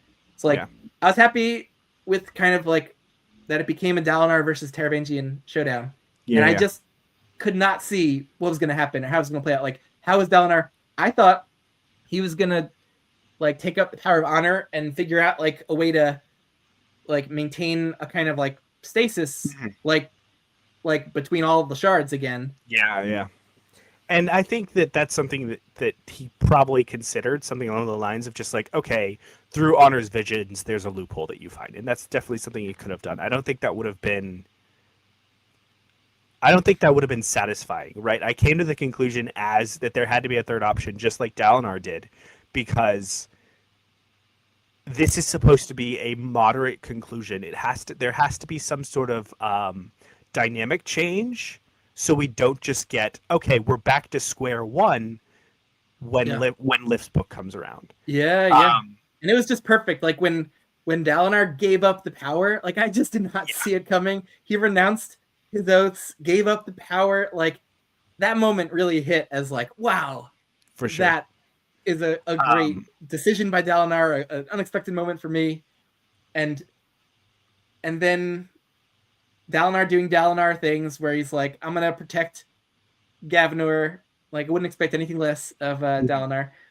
And I kind of expected him to like be the main character that died at the end of this arc. Like I yeah, just couldn't see him killing one of the younger protagonists for good.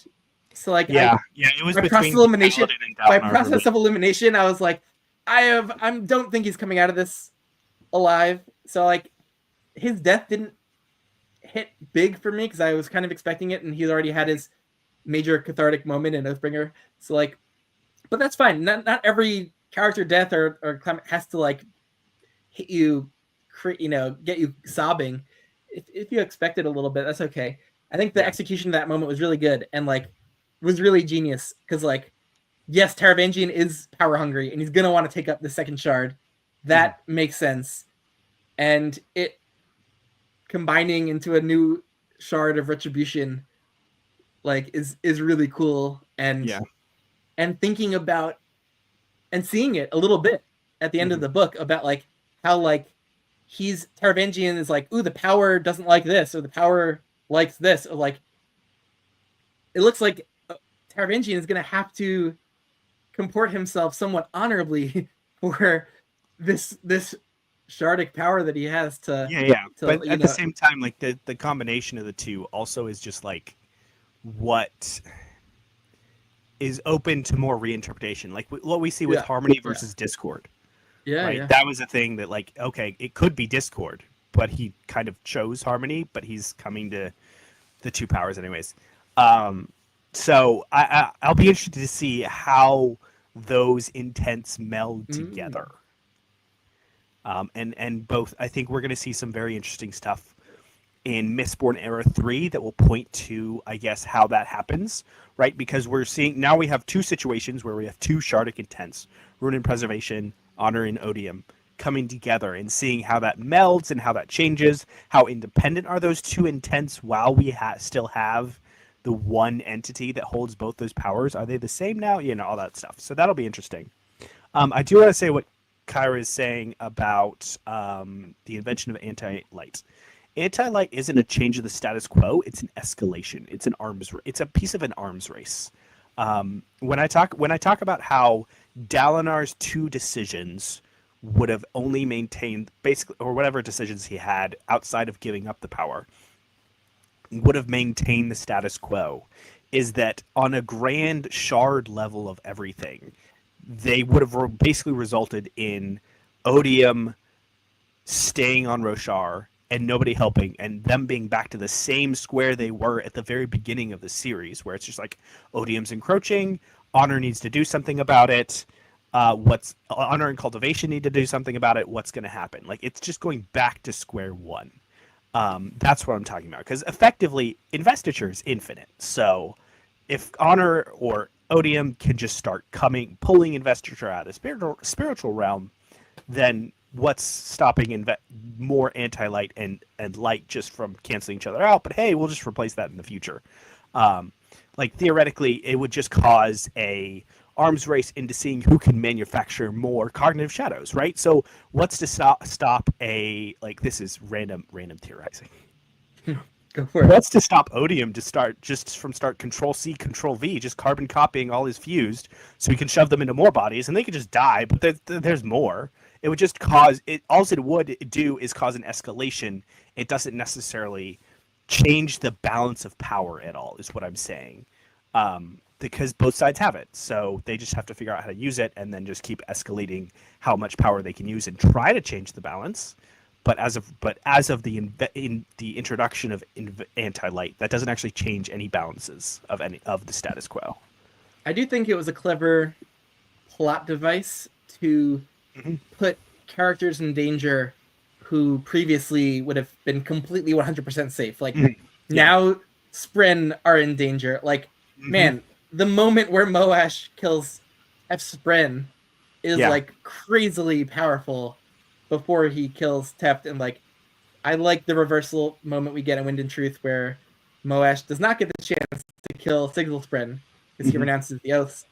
Like, and then, like, even Shallan, like the Radiants who have their Stormlight powers, or Yatil, like the anti-light is what ends up doing in Yatil and Mraize. Yeah, and it's like, I think it was a clever plot device to kind of bring a sense of danger in a way that, like, most characters in most series have a certain like a vulnerability. Yeah, it's definitely, he's trying to stop the power escalation, and that's what he did with Retribution as well, right? So we deal with these, like, all-powerful, by the end of, books 4 and 5, we have these all-powerful Radiants. We have the Stone Wards sitting there with ribbons wrapped around them and these giant things of plate that they're basically almost really close to invincible unless they run out of Stormlight. Yeah. Well, now they don't have Stormlight. Now there's anti-light. He's adding much more tools for himself to play around with in the system in the back half. Yeah. In terms of causing tension, which is really good. Are the Radiants who have the Ja and not touch Spren, like Renarin? He uses Stormlight, right? Like, can he use Voidlight? He can use Voidlight. So I do think that, like, so the big issue right now isn't necessarily that they can use it. It's about finding it, right? Because the Everstorm and the regular Storm don't give out Stormlight and Voidlight anymore. Oh, the Everstorm doesn't give out Voidlight? Not anymore. Teravangian stopped that. Like, that's the big thing where it's taking away the Ghostbloods' attention, because the whole reason the Ghostbloods wanted to be economically dominant on Roshar was because of The the easy easy access. access to investiture, raw investiture, right? The only Oh, thing that they have close to that is basically the pools, the giant just mesh of devotion and dominion that's on Cell in the cognitive realm, and that's like super toxic. So I don't know what they do to put them in the jobs to be able to use that yet. We okay. might get Because that out it makes too. sense that there's no Stormlight or Voidlight because there's no separate honor or Mhm. odium. And he intentionally took that back. But we Oh, do okay. see at the very end the pool in the Shattered Plains refilling. With the combined With investiture, Retribution the Warlight. It's Warlight right now. Because Warlight. that's Yeah. that's what we got from Rhythm of War. Is it's this that's what they've named it, I guess. So that's something that's kind of like, oh, Shallan's going to be able to get back soon, even though Cultivation has fled. I don't know what Cultivation did, Yeah, I think she but fled the whole system. because her perpendicularity is just gone now. Yeah, it'll be cool to see when we get back to Roshar, like Yeah, what the effects have been of cultivation leaving, of the combined shard with retribution being the only one on Roshar now. Like yeah. I look forward to seeing like just all the changes in the world. All the Radiants that have their oaths, but they don't have they can't use their powers because they can't get investiture. Yeah, and what's like going on with the Spren because they're like I'll be curious to see how it all develops. There was one little interlude where we're in like Iriali or Arira, one of those places, and those wandering people like they end up The Iriali, yeah. they go on the journey again. Like that was cool. We were back with like the descendant of that Yim shoe seller guy. Yeah. His daughter and granddaughter. That was really cool. I'm interested to see what. So the Iriali are somebody who Sanderson has said are going to be very, very important in the space age of the Cosmere. And I've seen some theories about like what they are, and that like I don't know. It's interesting. Yeah, that's definitely like a little seed he's just planting Yeah. for later that we're not supposed to The like. theory That's that the I've kind of thing seen. where I could see someone like Brian, like he's saying like, oh, you got to be a scholar to pick up some of these things, but Mhm. like I'm a pretty close reader who's reread a bunch. I don't know what's really going on with like that huge spren in the water who that like Cushius yeah or something. like Yeah, I don't know what's like going so on either, other than yeah, it's a lot of just these like things you just have to be comfortable like, oh, there's seeds he's planting for later. yeah. Yeah, it definitely like Cushius didn't fit, and then he used it for the Iriali. Um, I really like the theory about them being splinters of virtuosity from Yumi and the Nightmare Painter. Ooh. So one of the things that somebody asked Brandon about, this is going back to like, oh, Cosmere Scholar, Wob, was okay. So you had pink and cyan. Those are the colors of a printer. The one that's missing is yellow. Why is that? And Sanderson's like, ha ha ha. So I think the connection is that the Iriali are all blonde. So maybe Ah. the splinter of virtuosity that is missing is the Iriali, and there's some interesting like explanations around that I've seen that have been Oh, really, I like that. really cool. I do like that. Yes, I love Shallan, this. man, that was As I don't soon know as if we there got was the shower scene, we got the shower scene in the preview chapters, and I'm like, Shallan's gonna be pregnant. that was good prediction there. That did not occur to me. I And had this whole theory that Shallan would have the baby in the spiritual realm during the book, but that didn't happen. but now poor Shallan is stuck in the cognitive realm and can just talk But to Adolin over the Seon phone. But she's very smart to like barter mhm, with Kelsier and get the Seon, and like that's cool. I thought Shallan here worked for me. Like her scene that she had with her mom, where she thinks she's in the vision of her wedding, mhm. and she's seeing like vision version of her mom, and then she realizes it's her real mom. Like that was a Because really she like powerful moment. connected with it because Yeah, spiritual realm mumbo jumbo. that was a really powerful moment. Yeah. I liked that. What didn't work, unfortunately for me, is one of the things that like worked the least in this whole book is Shallan and the Ghost Bloods. Like I feel like that already resolved. Yeah. Like like Yatil and Mraize like still sticking around, like that to me feels like it should have been just one of those plot resolutions that maybe happened at the end of Rhythm of War, at the start of this one. Like when she raids, just like he did, I think at the start of Rhythm of War, where But that was the Children of Honor. He has ELA like killed. Like it was kind of clunky, but like it was this dangling plot thread that was like he just like got rid of ELA Sadius, and even like Toral Sadius. Like I felt like the Ghostbloods and Mraize and Yatil, like they kind of served their purpose in the story and like Shallan's arc, and like them being around and her having this confrontation with them at the end. I don't know. It had very little impact. He just didn't have any more purpose from them, so they had to be cut out of the story. Yeah, and it's like, it's just one of those things of just like there's so many good characters that he has that he's just thrown away.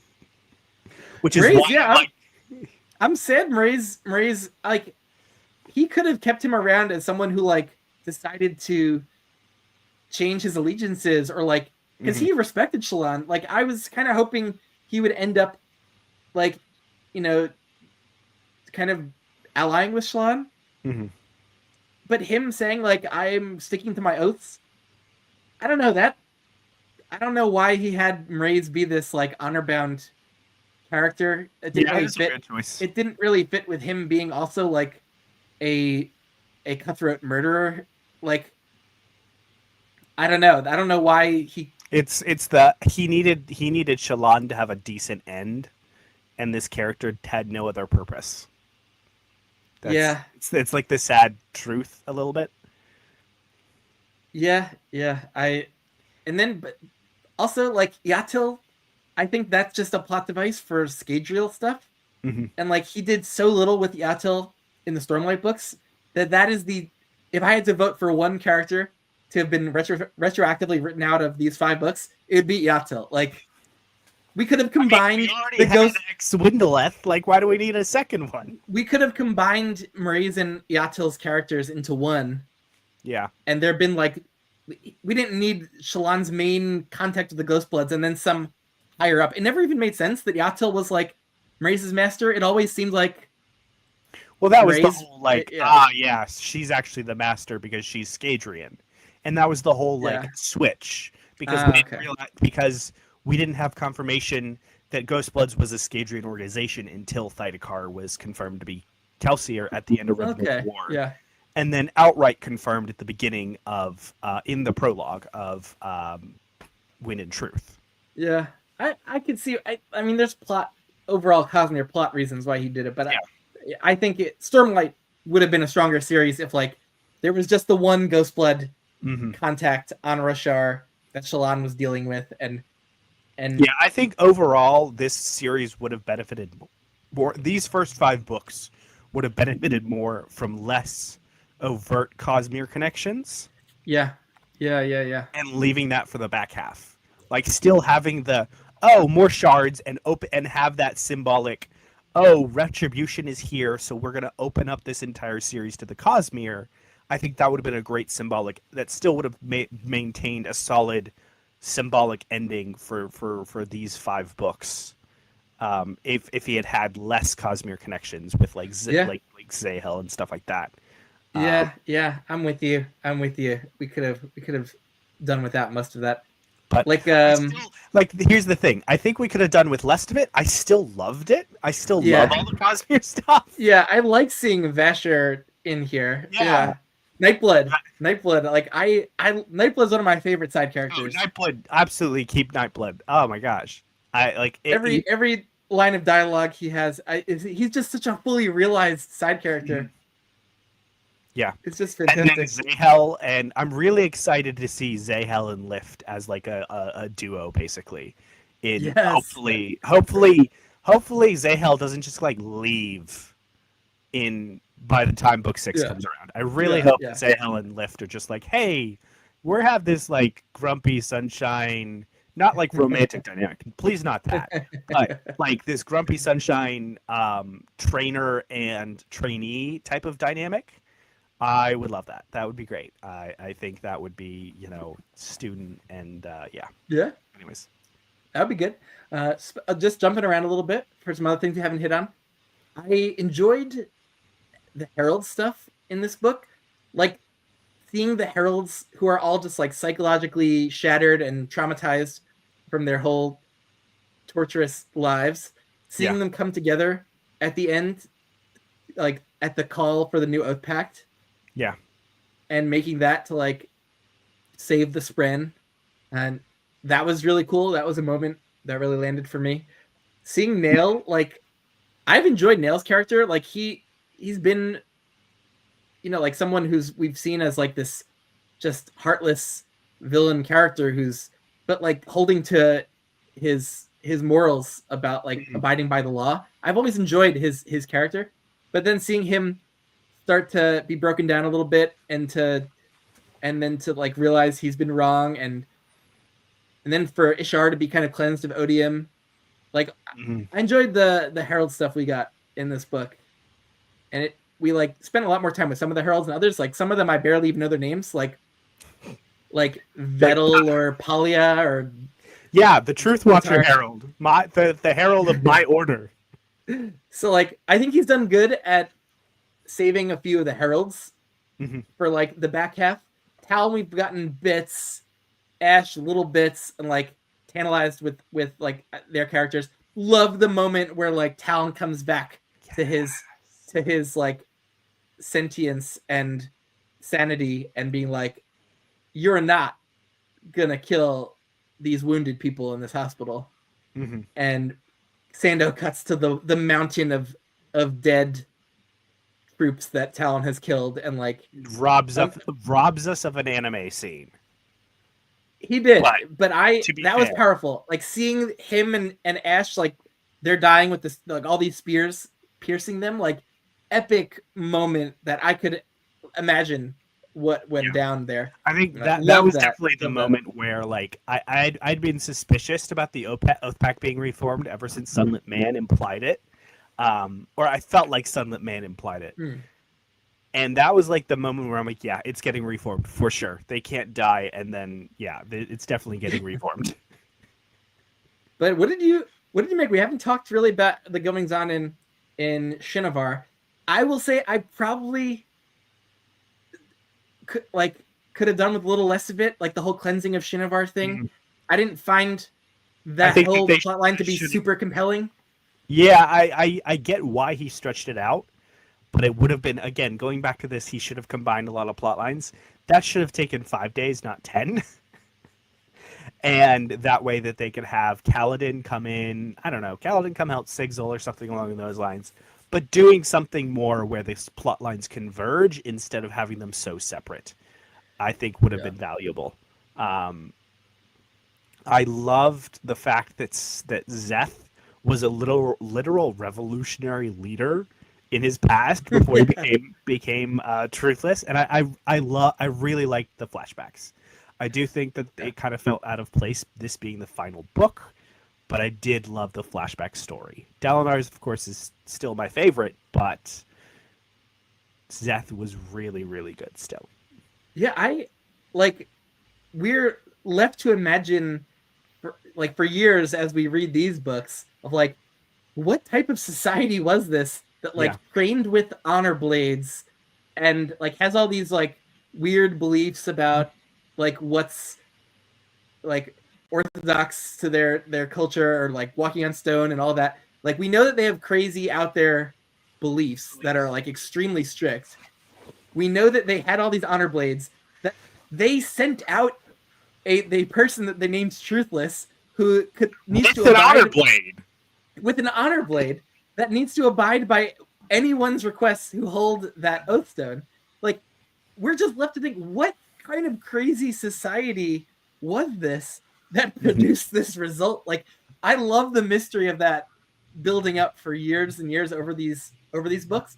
So seeing the window into that society, I felt was satisfying. Like, it actually made sense. Like, that they felt like they were the protectors of the honor blades. They have all these monasteries that, like people train with them to eventually like basically be the caretaker at the monastery. And it wasn't until like everyone started getting tainted by Ishar And and Odium, yeah. his and Odium that like things started to go off the rails, Yeah. and like that's the only reason Zeth was sent out as truthless was because of the instructions from Odium Well, to tainted be Ishar. fair, like that was the whole thing the entire time. Like their culture was shaped around these blades and the cult like I don't know, just like this that voice had been there for generations. Like it wasn't a start thing. That wasn't a new thing. But I think so. How would you rank all of the flashbacks that we've had, all 5 that we have? Oh, I love that question. Okay, so I mean, easy bottom ranking is the poor Venli and Eshonai flashbacks. Poor Like Venley. Yeah, I I agree with you there. I didn't hate them. I I actually liked being with Venli and seeing like insight into the listener culture, Hmm. and like we got some cool culture world building there. Yeah. But I almost couldn't stand getting any page time with Eshonai's flashbacks, knowing that she had already died. Yeah.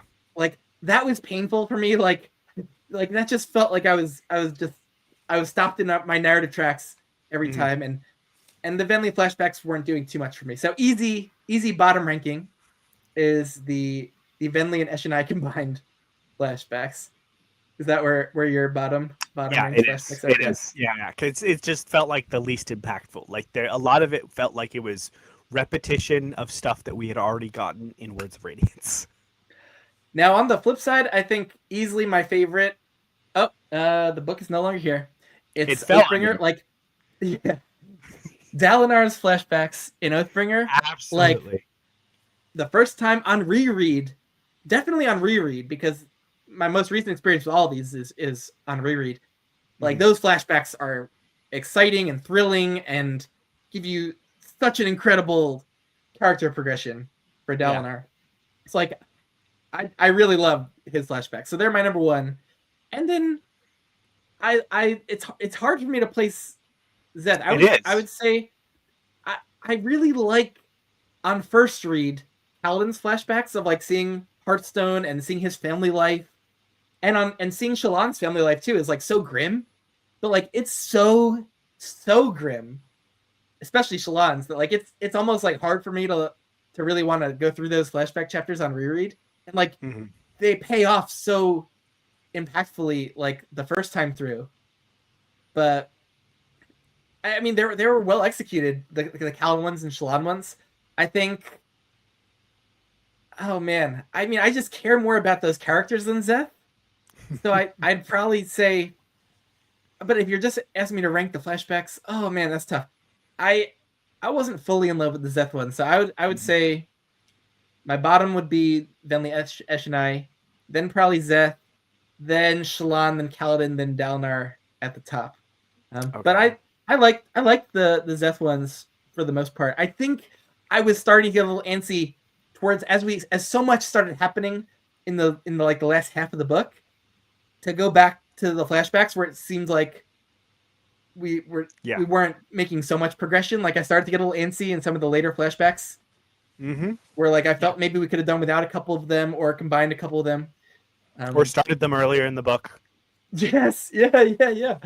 Like having some of them be towards the end, where like in the middle of like the Sanderlanche of the present day stuff, broke up my momentum a little Yeah, bit. for sure.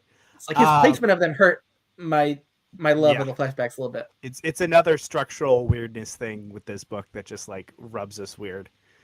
Yeah, so I completely agree with your bottom and your top, right? Dalinar is above and beyond just because of how it syncs up with the story and how much it really contributes to his character, and the contrast between the Blackthorn and our current day Dalinar just like makes those flashbacks so much better.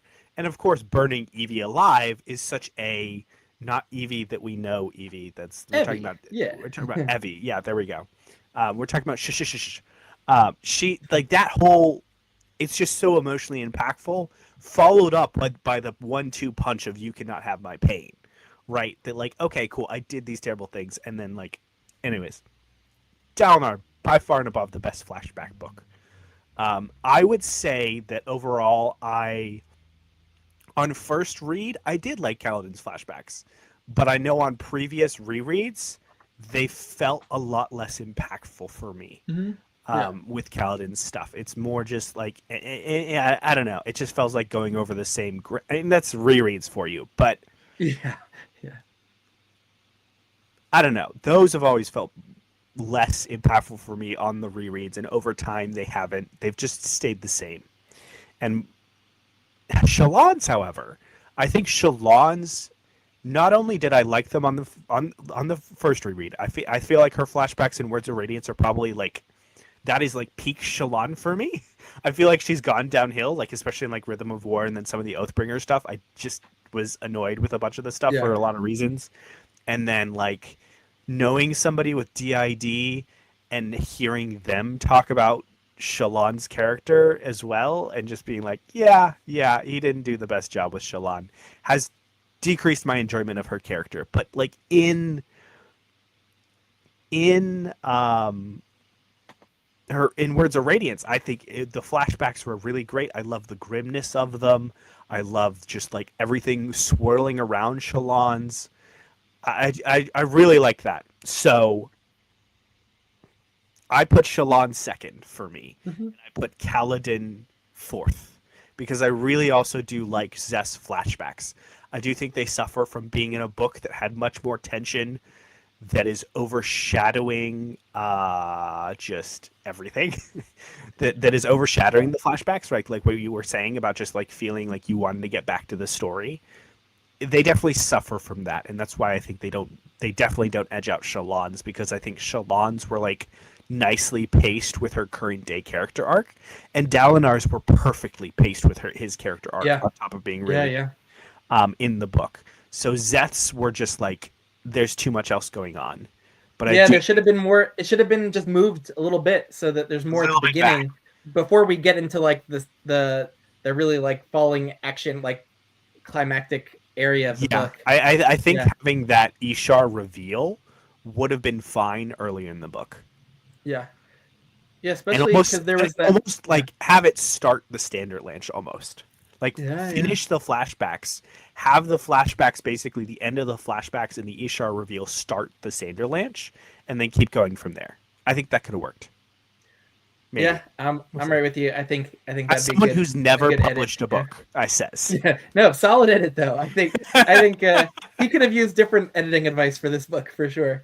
Yeah. So in the flashback, one of the things that really worked for me was like Zeth's relationship with his family. Like he loved his just like peaceful, just pastoral family life, like out with the farm and the sheep. Like him losing his like favorite sheep was so devastating to me. Like, man, Sandor really, that was a dagger to the heart when he when that sheep was killed and like, then he went all murder rage on that dude because it's just there's a rock.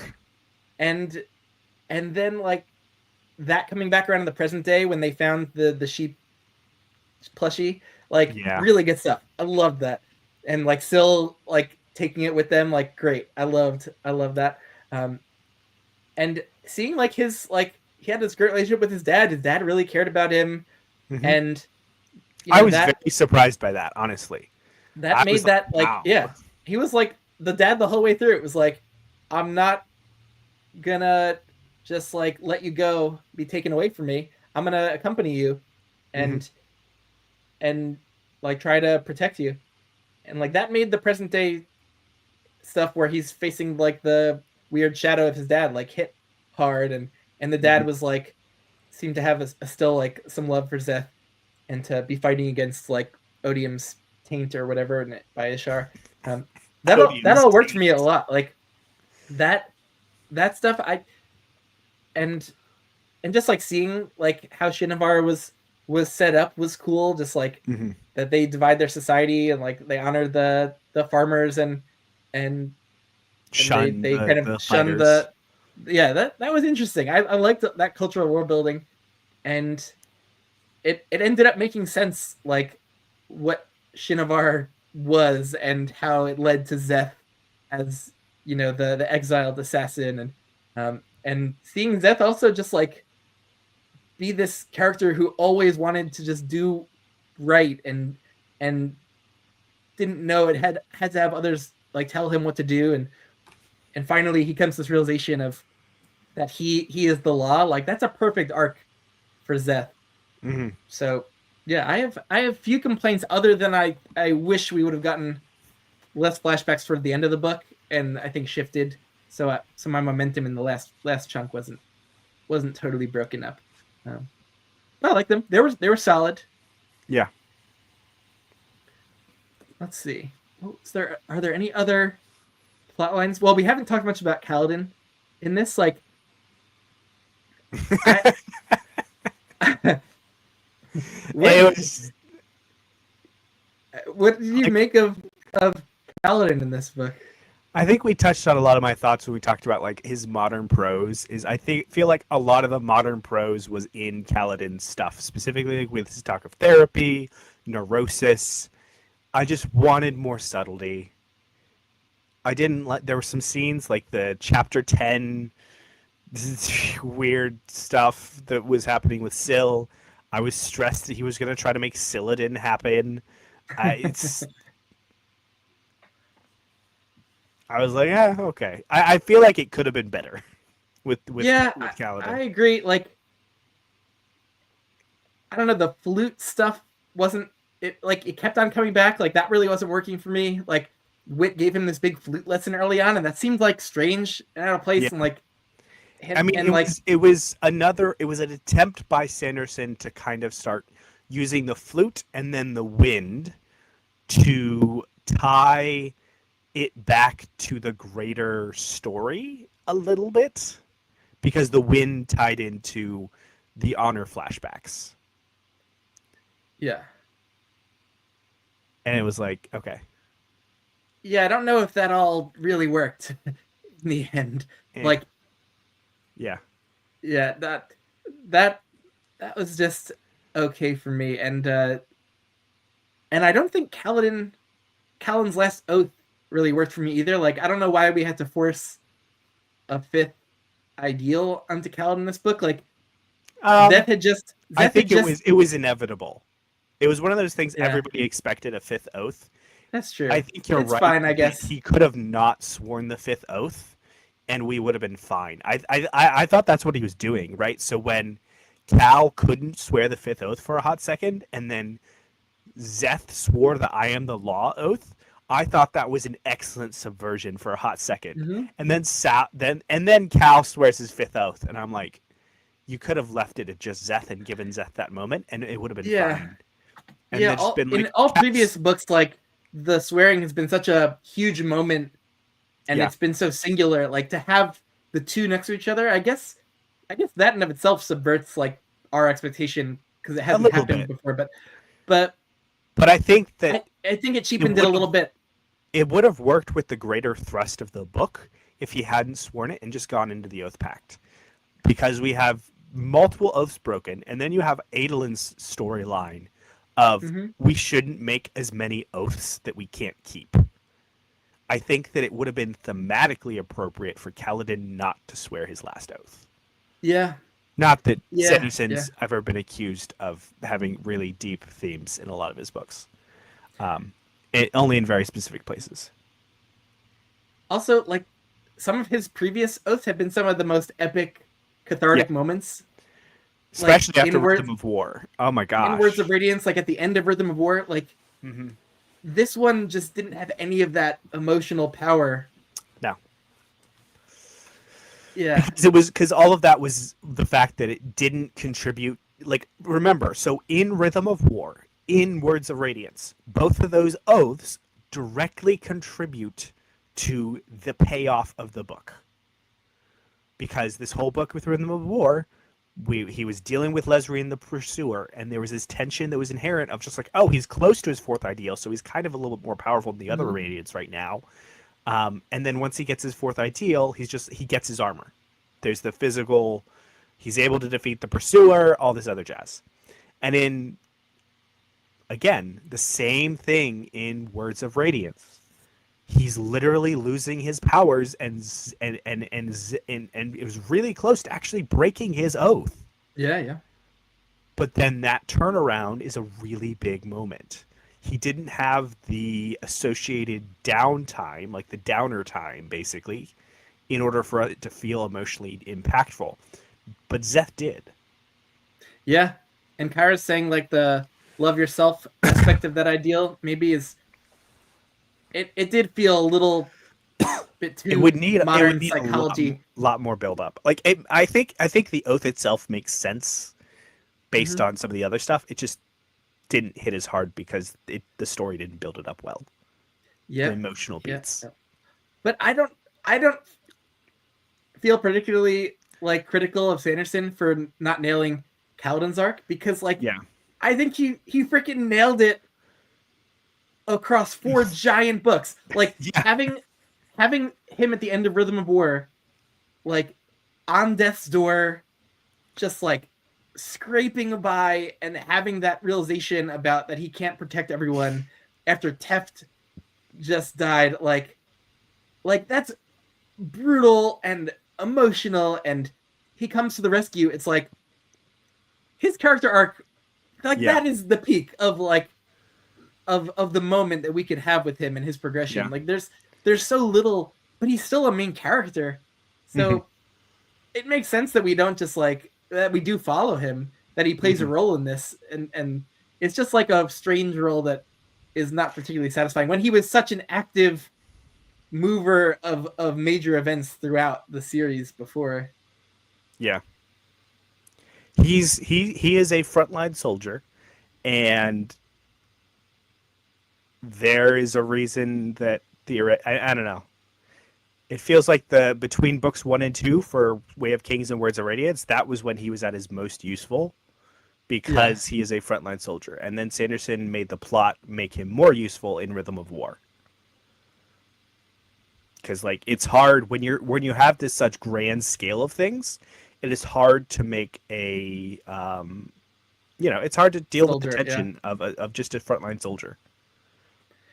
Yep. So it's more just like he was a victim of scale than anything. Yeah. Yep. Definitely. All right, Scale's tough. Have we forgotten any plot line or character arc? We didn't talk too much about Sigzil and the Shattered Plains. What did you make of the Sigzil and Bridge 4? It was fine. It wasn't something that I was like super emotionally invested in at the time. I think on reread I'll probably be more emotionally invested in it. I kind of knew it was going to happen because I've read Sunlit Man, and it kind of confirms my theory of just like I think Sunlit Man is best read after Stormlight 5. Yep, totally. And that's best. Like you can read it publish order. I have a friend that's reading him right now. He read Sunlit Man before he read Way of Kings because me and his brother are experimenting on him because this is what you do to your friends. So I do think that overall Sunlit Man is best read after Stormlight 5. Yeah. Just that would have helped Sigzil's plotline hit a little harder for sure. Yeah. Also, I do think Sando, like, he's done a good job building up the Bridge 4 characters over the course of the series. Like, I feel like I know Lopen, Rock, Sigzil, Moash, Teft, Scar somewhat. We do get a POV. We do get a POV from Scar. Like, I loved his POV. I almost wish we got more for some of them.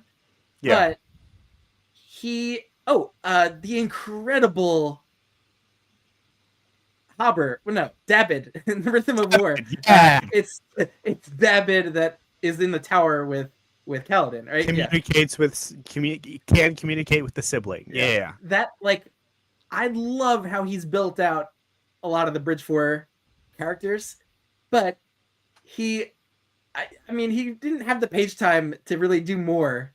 But like some of them have not really come alive for me, and they're just names like Drahe and Leighton. It's like he did have Leighton try to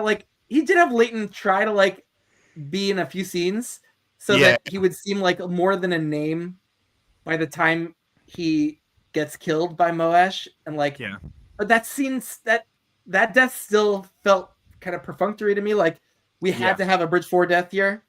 So who's one of the expendable? Who's expendable? Bridge 4, who's a name that people know, but it's not like a main character. Let me refresh your memory on somebody that was a name in Way of Kings. Yeah.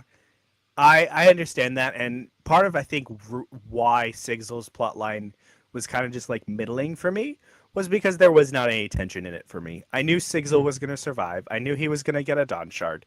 I knew his friend was going to, he was going to lose. He was going to break his oaths somehow and maybe pick up a Skybreaker oath at the same time. But I don't know. I knew. Like there was this whole thing of the all of a sudden Molak is there and we get a death rattle that, oh my gosh, you're gonna die, and I'm like, no, he's not. Shut up. I know he's not gonna die. There's no tension here. Yeah, that's a little strange. That like Sando almost like knew that people having read Sunlit Man knew that Sigzil was not in danger of dying, but like tried to throw something out there that made people question that or like, wait, what's going on? I think the way even though he has said on his YouTube channel that you should read Sunlit Man before Wind and Truth. And I haven't actually listened to the video where he said the Cosmere reading order video. I haven't watched that video because I'm like, I don't care. I didn't care that much about it. Now I have more strong feelings about you should read whatever order you want to read them in. And personally, random side tangent, I don't think he should have made that video. I think he should have just stuck to his guns. And I feel like now there's a specific reference for a Sando reading order, and I think that's kind of bad. Yeah.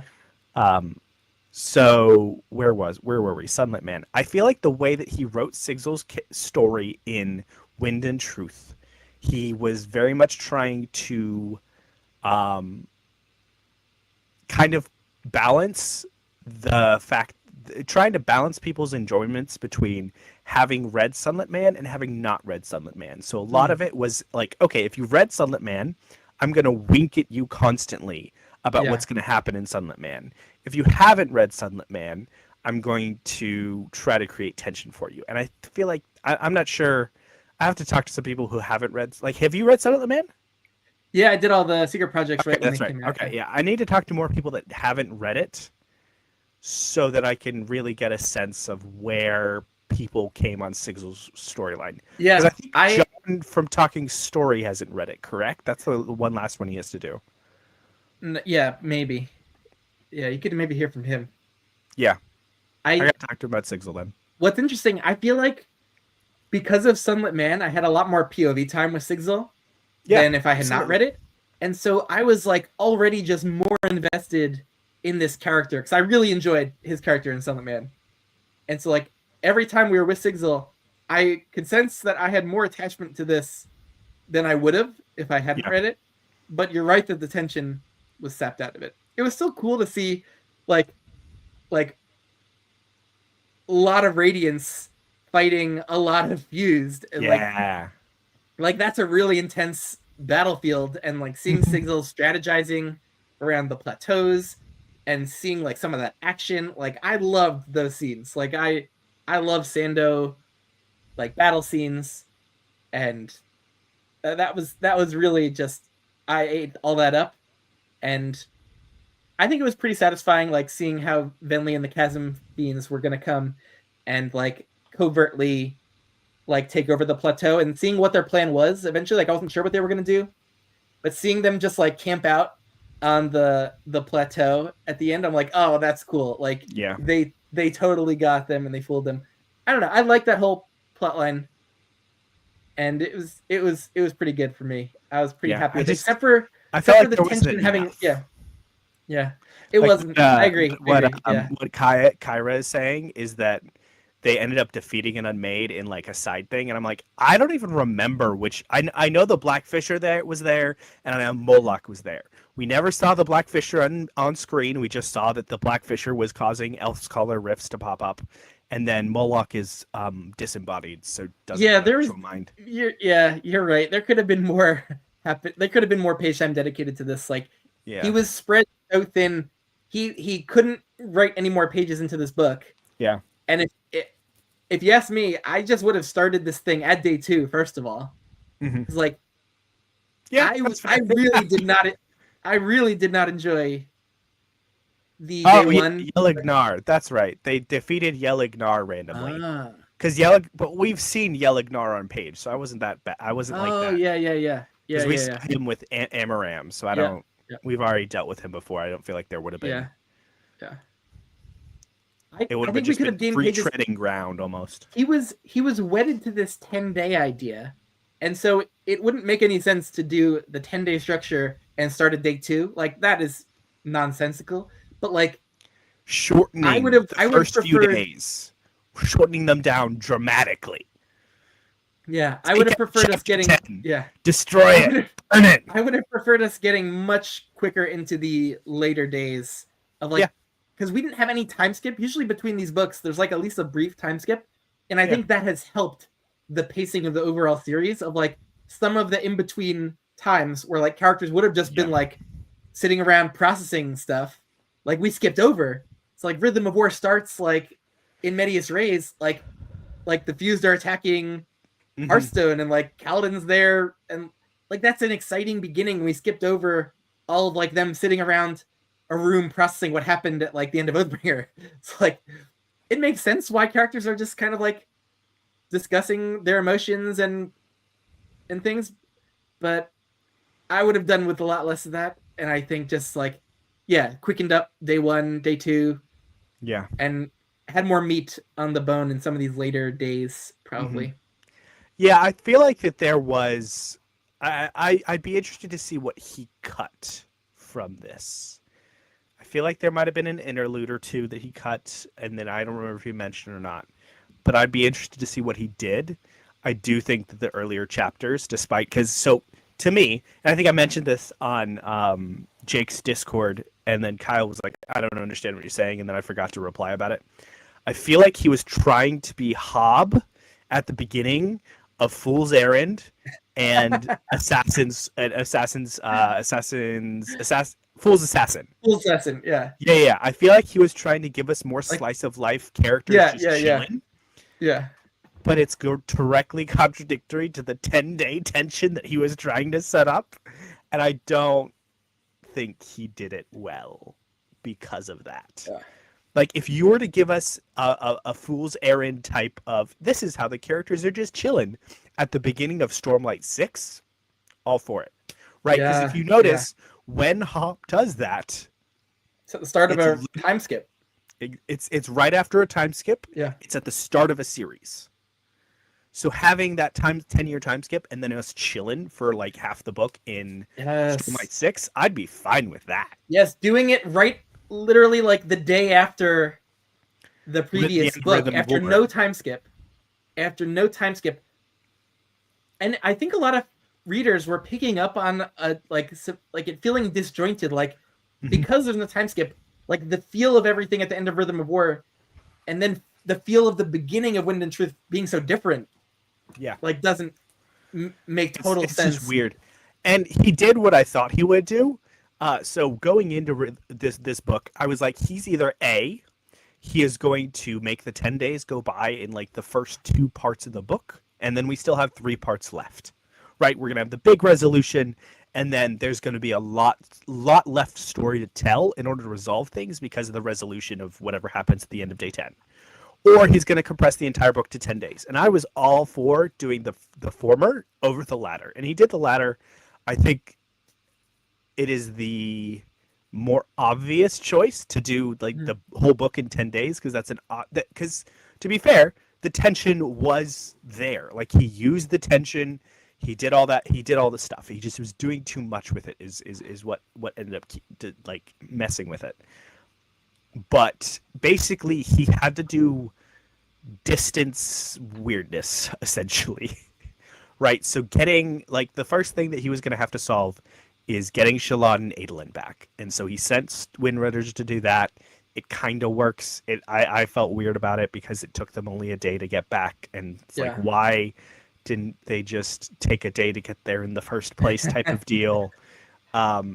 it kind of erases some stuff, and I'm just like, really, just this is stupid. But he did that with like what you're saying with the mental processing as well, where he just compressed. He ended up having to force this weird compression going on, mental compression. Hmm? So I don't know. It definitely, yeah, I get the vibes. Yeah, the beginning of this one is strange, and it would be interesting to know like how much he actually cut out that he wasn't really like thrilled to cut out. Like, did he have Mhm. whole scenes in different locations that he basically had to cut out? Because Mhm. like he'll just say that like, oh, that when they edited down the word count, it was more just like, tightening up the prose, but it didn't seem like there was too much tightening up the prose that Yeah, happened. Or if there was a lot of it, like, man, that original draft must have yeah, been must yeah. have been crazy with how much superfluous stuff it had in it. But like The more I think about it, the more I really love your idea of skipping through the first couple days or so, and building up that tension pretty quickly, and getting into some like large scale battles pretty quickly as well. Right? yeah, Because like having yeah he definitely like drew out those first like 3 days, and it would have been so much better if he had not drawn those out. Like for instance, if he said, "Okay, I'm not giving you any Shallan or Adolin POVs until day 2." So we have an entire whatever fifth of the book ish where we don't get any of their POV. Well, no, we have like a quick POV at the beginning, and then they're traveling for 2 days, and we don't get their POV at all. And then we get back. Adolin is shuffled off to Azish to help with the defense there and some other stuff. So, yeah. yeah, that sounds like a solid edit right there. Kara's complaining about the humor editor. Like, that's Uh, another thing when you see so many. Wayne broke him. I feel like Wayne broke him a little bit. Where, yes, he had very specific jokes that he had a notebook for Wayne Yeah, of this yeah. sounds like a Wayne joke, and I feel like it's leaked a little bit. So I don't know. I feel like Sanderson's humor hits for me more than it does the average person. Just because I'm like, yeah, he's trying to be funny. I feel like that on a certain level, that's funny. I'm gonna laugh at it.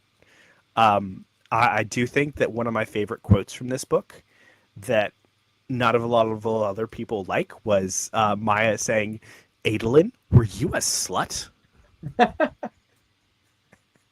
Like, yes, there's some issues with that line, but I loved that line. It was hilarious. So I'm hot and cold on Sanderson's humor. I definitely like some of it. Like I have tended to enjoy like Wayne's character, but not Mm-hmm. Lift. Like maybe it's the series. Like the overall tone of Stormlight is not humorous, and it's just in certain characters Mm-hmm. that we get it. That might be an issue I have with it. Like it's come up as an issue for so many people Yeah. where it's like, oh, it's probably something he could be doing better, where either toning it down or just like not including it in like this series maybe Yeah. because it just conflicts with the tone too much. I mean, I feel like that with Sill and Lift and a bunch of other things, I think Lift's previous humor has been a lot different, but there has been this general shifting of weird, like, people popping up with humor that feels like everybody else's humor. So, Yeah. and that's tough to write. Again, I think it's an aspect of what you were talking about, where he this timeline compression, where his editors haven't had enough time. It feels like he hasn't had enough time to sit with the book as much and edit it. I don't know. So yes, Yes, we Amar, are. we're still going There's strong. so much to talk about. When I mentioned the secret projects way back as like he was doing those alongside this book, I I was just you made a face like that, and I just wanted to I The never heard fact what that you he were keeps thinking. doing this, and I understand that everybody writes differently, but he's just he's not giving himself enough time to sit with this, and he's close, and I think he's probably closer to burnout than he's willing to admit. But it's just he's taking more time to do things like I don't want him to touch the White Sand novelization. I think he should leave that by the wayside and not touch it. And you and I are definitely Yes. White Sand. Yeah, White Sand haters. We're just like, we don't need the novelization. We don't need you to waste time on that. To us, that is definitely a waste of time. I think if he wants to write short stories as a break, sure. I think going on and writing more secret novels, which he's gonna continue to do. Like, let's not make any bones about this. He's gonna keep doing this. Yeah. Yeah, like his official release schedule, where it's just like, the 3 Mistborn books, 2 Elantris books, and then Stormlight. The next Stormlight. And whatever other books he decides to write because he wants to do something. Yeah, there's no way there's not going to be a bunch more in there. I think he's going to write the Rock novella earlier than he thinks. It would be interesting, like you're talking about, if he wrote less new stuff. But I think hearing him talk so much, I know that he loves first drafts. Like, he loves playing around with a new story. And so what he doesn't love is like revising and trying to work through like the same book over a long period of time. I can identify with that. And so like he writes those secret books because that's his decompression from like trying to make Wind and Truth work. But Wind and Truth probably would have been better served if he was not dividing his attention and just like, instead of writing in that downtime, maybe he was just like, thinking through new ways to structure Wind and Truth, or trying out different chapters, or different, like, editing the prose down a little bit more, or like, rewriting Wind and Truth. Yeah. What did Samar say? Wish he'd taken more time with it. And it's clear that, like, if he had taken another year, I would have been fine. He'd been like, I'm going to take another year, finish editing this, finish editing the secret project a little bit earlier, stuff like that. Yeah. And I've been watching the 17 Shard, like, video reactions to Wind and Truth. A lot of them who are beta readers, like, had huge problems with a lot of the book and different plot lines, and I think, like, he probably knew that this was not going to be as universally well received as, like, Words of Radiance, let's say, like, based on beta reader feedback, but he might not have had time to fully, like, even, take in the feedback and make changes based on it, because they were so crunched for time to get the book out. Yeah. So he has 8 years to figure out if he can do it better, if he can do it differently. And line editing is a complete nightmare. Also, probably the most important facet of writing. Yeah, this goes back to him losing Moshe, his line editor, for so many years. So it's kind of like, I don't even know if like anyone replaced. He hasn't mentioned that someone replaced Moshe. No, it's just they lost that editor, and they're just going with the Dragonsteel people that, like, are his friends, basically. And we need so he needs more time, and he needs to. I know he wants to finish through the Space Age of the Cosmere. I think that he should, and he wants to finish by 72. I think that he should push that. He should be like, all right, cool. I'm going to push this timeline out. I don't know how my health is going to be, but it is what it is. I would rather put out big, well-written stuff. I would rather put out well-written stuff than rush through it. And that's what and we'll see if he, I think Mistborn is definitely an opportunity for him to do that. So. Yeah. And it's the bar for his writing quality is not like that high. Like, people expect Sanderson books to just be like, oh, like, the writing is pedestrian, but it's not why I come to these stories. Yeah, I mean, depends on who you are, depending on how much of a pro snob you are.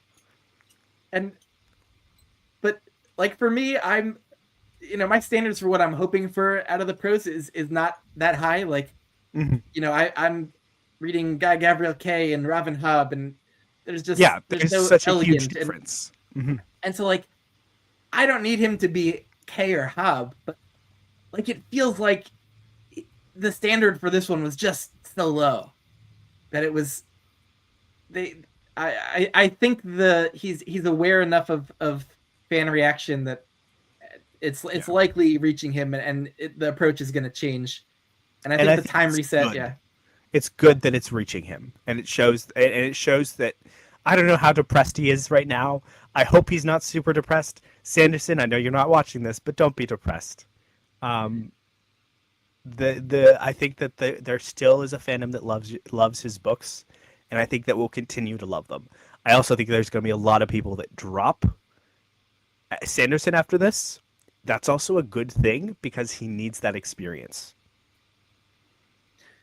I think that Sanderson has had it too easy with his fandom for the past few years.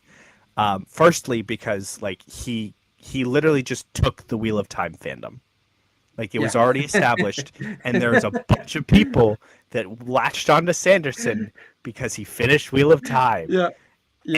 Most, like, if you want to talk about the silver spoon in the mouth of the big break that Sanderson got, yes, Mistborn was good, but it would have been worse. It would not have been as big of a break for him if he already hadn't gotten a big break with Wheel of Time. Wait, no, I don't know the timeline. The combination of those two happening were the things that made him big. I don't know which order that happened, but both of those were his two big things. One was him just getting an opportunity. Yeah, the Wheel of Time thing gave Tor the confidence to like let him do Way of Kings, like, and take on, like, do the whole Stormlight project. Yeah. And because he had such a huge carryover audience from Wheel of Time, I think that's what made Way of Kings like the success it was, and to a certain extent, yeah. But like it's also like inheriting the mindset of the Wheel of Time fandom to a certain extent that is very much about theorizing. It synced really well with it. His mindset was. I mean, to be fair, he was a huge Wheel of Time fan. So Wheel of Time fan, finishing Wheel of Time, and then taking up the banner as like, hey, I'm going to be the same type of writer, basically. That's a huge break for him. And he needs the experience of losing people because of a book he wrote that wasn't well received. So I agree. I think that's only going to be a good thing for us going forward, since we're going to continue picking up his books. And I mean, I think it's also something that it might encourage him to not continue with the White Sander vision, because he knows that story in general hasn't been well received by his diehard fans. Yeah. And so I feel like I don't know that he wants to risk like just this story after Wind and Truth, that like the bones of a good story are not there. So why he wants to revise it in line with the previous versions is beyond me. But someone asked much earlier on the stream, I don't know if they're still around. Oh, where's my secret projects? Like, I loved the Cosmere Secret Projects standalones, like Tress, Yumi, Sunlit Man. I recently read Warbreaker. I loved that.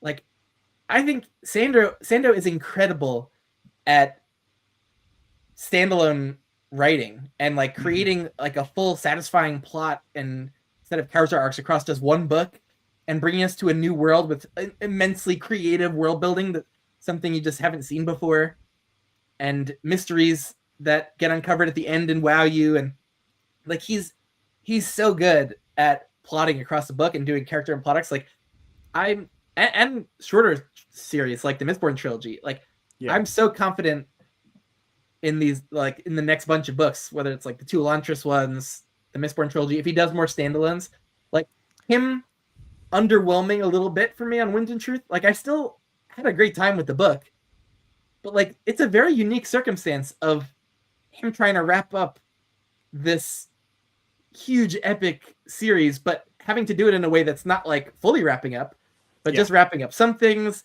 leaving some things for later, and like having already done these incredible previous books. Like it was such a tall order for him to like fully stick the landing 10 out of 10 with Wind and Truth. Like the fact that it was still like pretty satisfying for me, I'm happy with it. But you're right there that a lot of people I think were ready to to break out the pitchforks, and they were already like kind of like souring on Sanderson after Rhythm of War, and that this book did not. It only encouraged them, and is gonna lose him. I think a lot of the more casual readers, but that's okay. Like, yeah, I mean, we're just gonna be on the popular thing is to hate Sanderson for the next like 6 years until we get until we get Ghost Bloods 1, and then everybody's back on the loving Sanderson train again. yeah.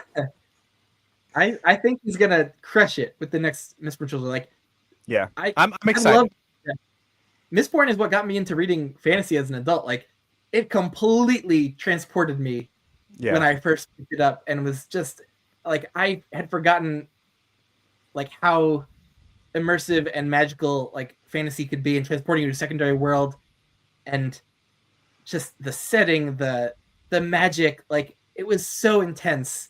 And then the things that get revealed in book 3 that recontextualize everything, like that is just a perfect trilogy for me. Like, he nails so much. I think seeing some more short-term series from him is going to be a great thing. Yeah. So Kyra has an interesting point that it seems the casual readers like the book. Thank you for making that point, because I know we as booktubers, talking to a lot of other booktubers mostly, do get caught up in our own dialogue between each other, because this our primary people who we communicate with is more people that tend to be deeper into the fans and everything. So I think that I definitely will try to keep an ear out more to hear about casual fans, and if they seem to like the book more, that's good. I think it'll be interesting. The next where we go as a fandom is important, and this is an entire another 2-hour discussion about where we go next as a fandom that I'd like to have. But it does have an advantage of being an ending book, of a climactic book, where like he's so great with intense, fast-paced kind of climactic sequences and falling action that like we got a lot of that great stuff in Wind and Truth, and so there's a lot of crowd-pleasing like scenes and sequences, and so like even if you didn't love some of the word choices here and there or some of the plot lines, like he didn't linger in any location or with any characters too long, so before you knew it, you were switching out places, and the emotional beats are still there for people to connect to. Yeah, and it might maybe not as powerful as like a few of the moments landed in previous books, but like it generally, I think, is gonna feel satisfying for Stormlight fans, and it has that advantage of being that ending book. Yeah.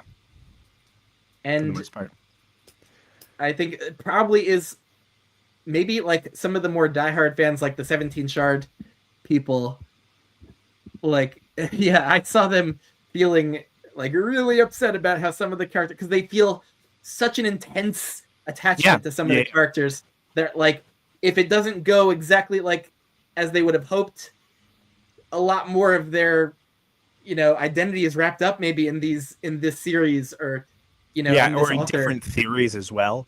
I'm interested. I haven't watched any of the 17 Shard videos. I know that there were some 17 Shard people that were emphatically against the child champion theory.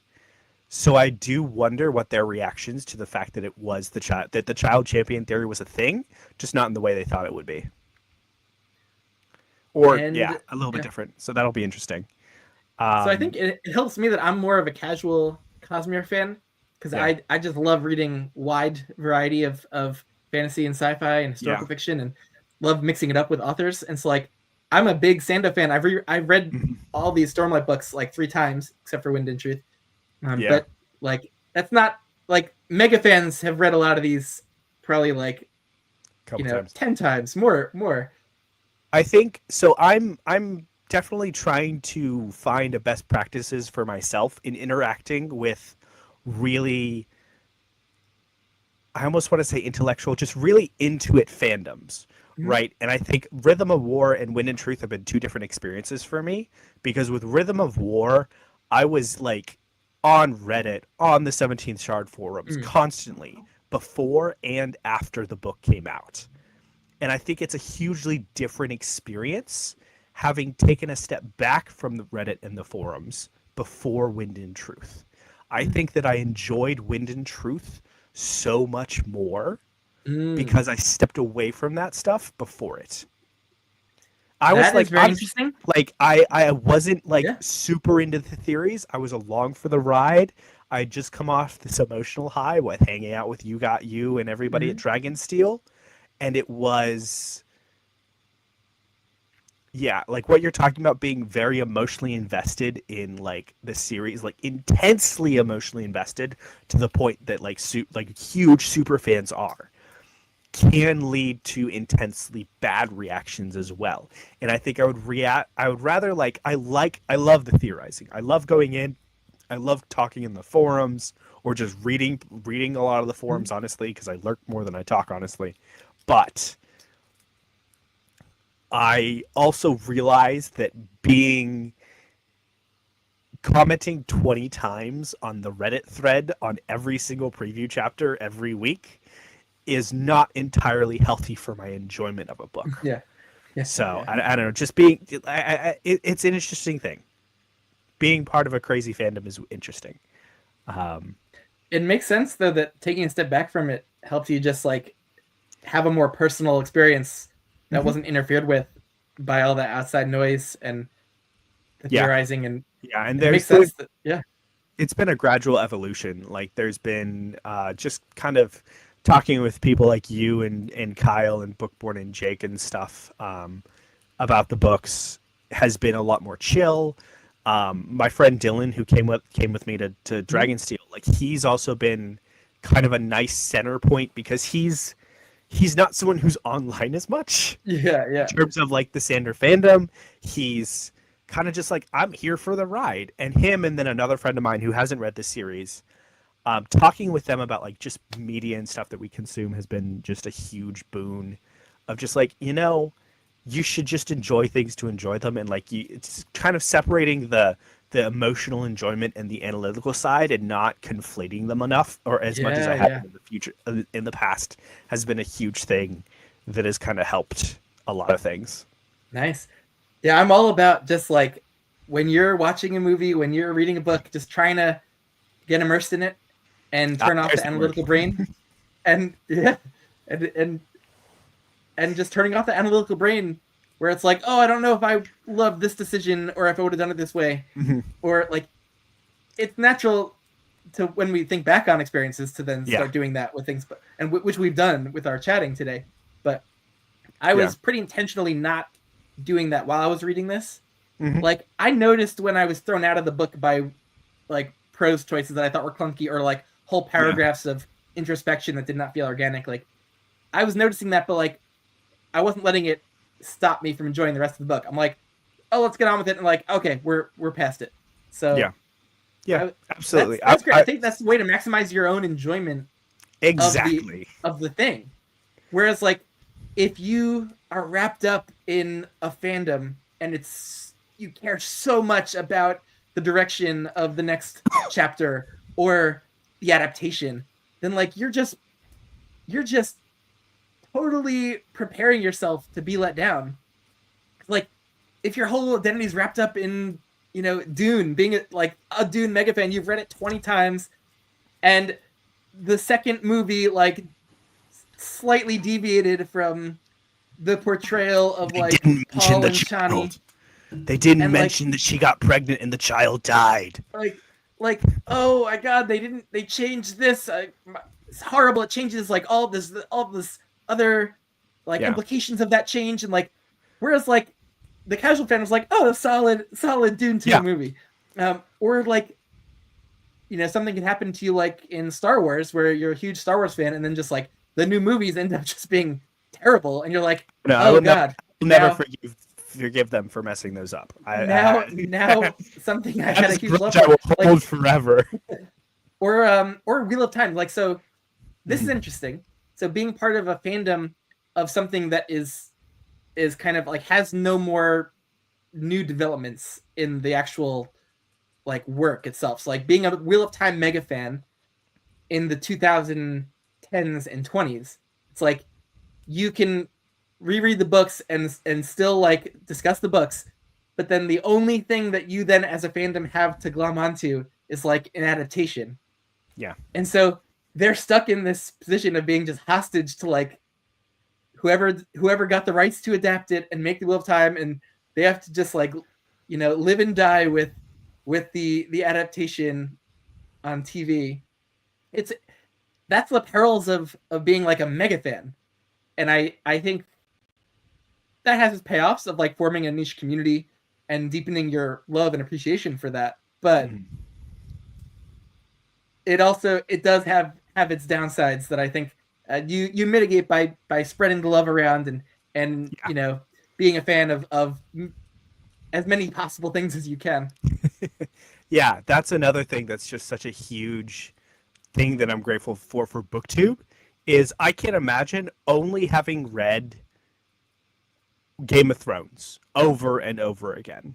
Yeah. Like, I feel like there's so many beautiful stories out in the world. One being not ending, or one being kind of middling or bad, depending on your perspective,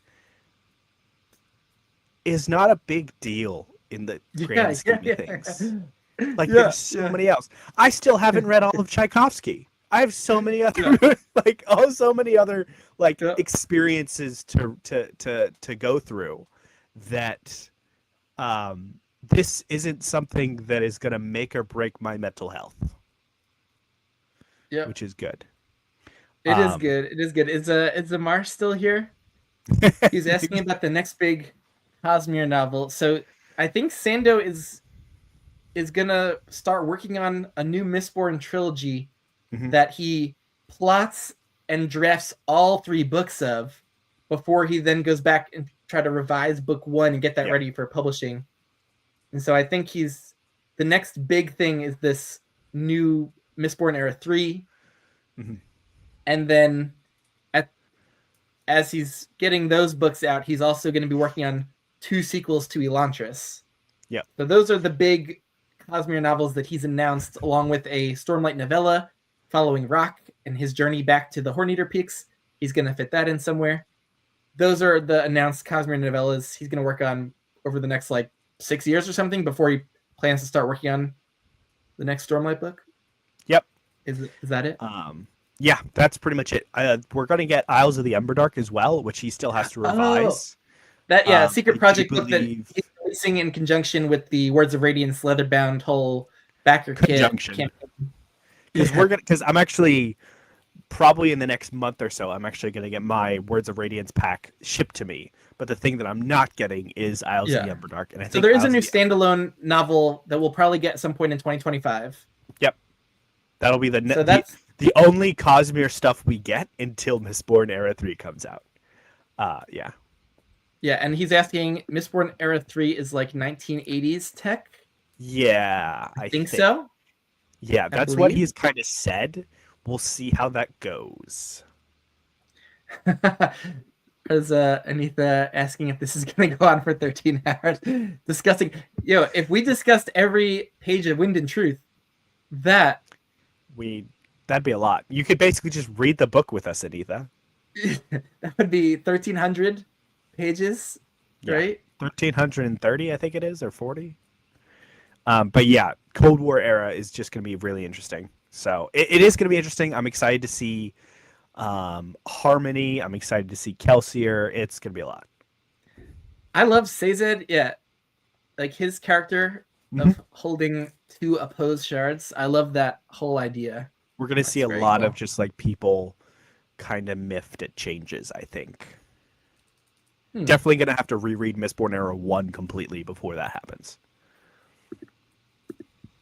We are still going. Is there anything anyone wants to discuss in the chat from Wind and Truth that we have not touched on, or that you might have not seen us touch on? Any issue from the book you want us to expound upon? Did we cover it all, Pete?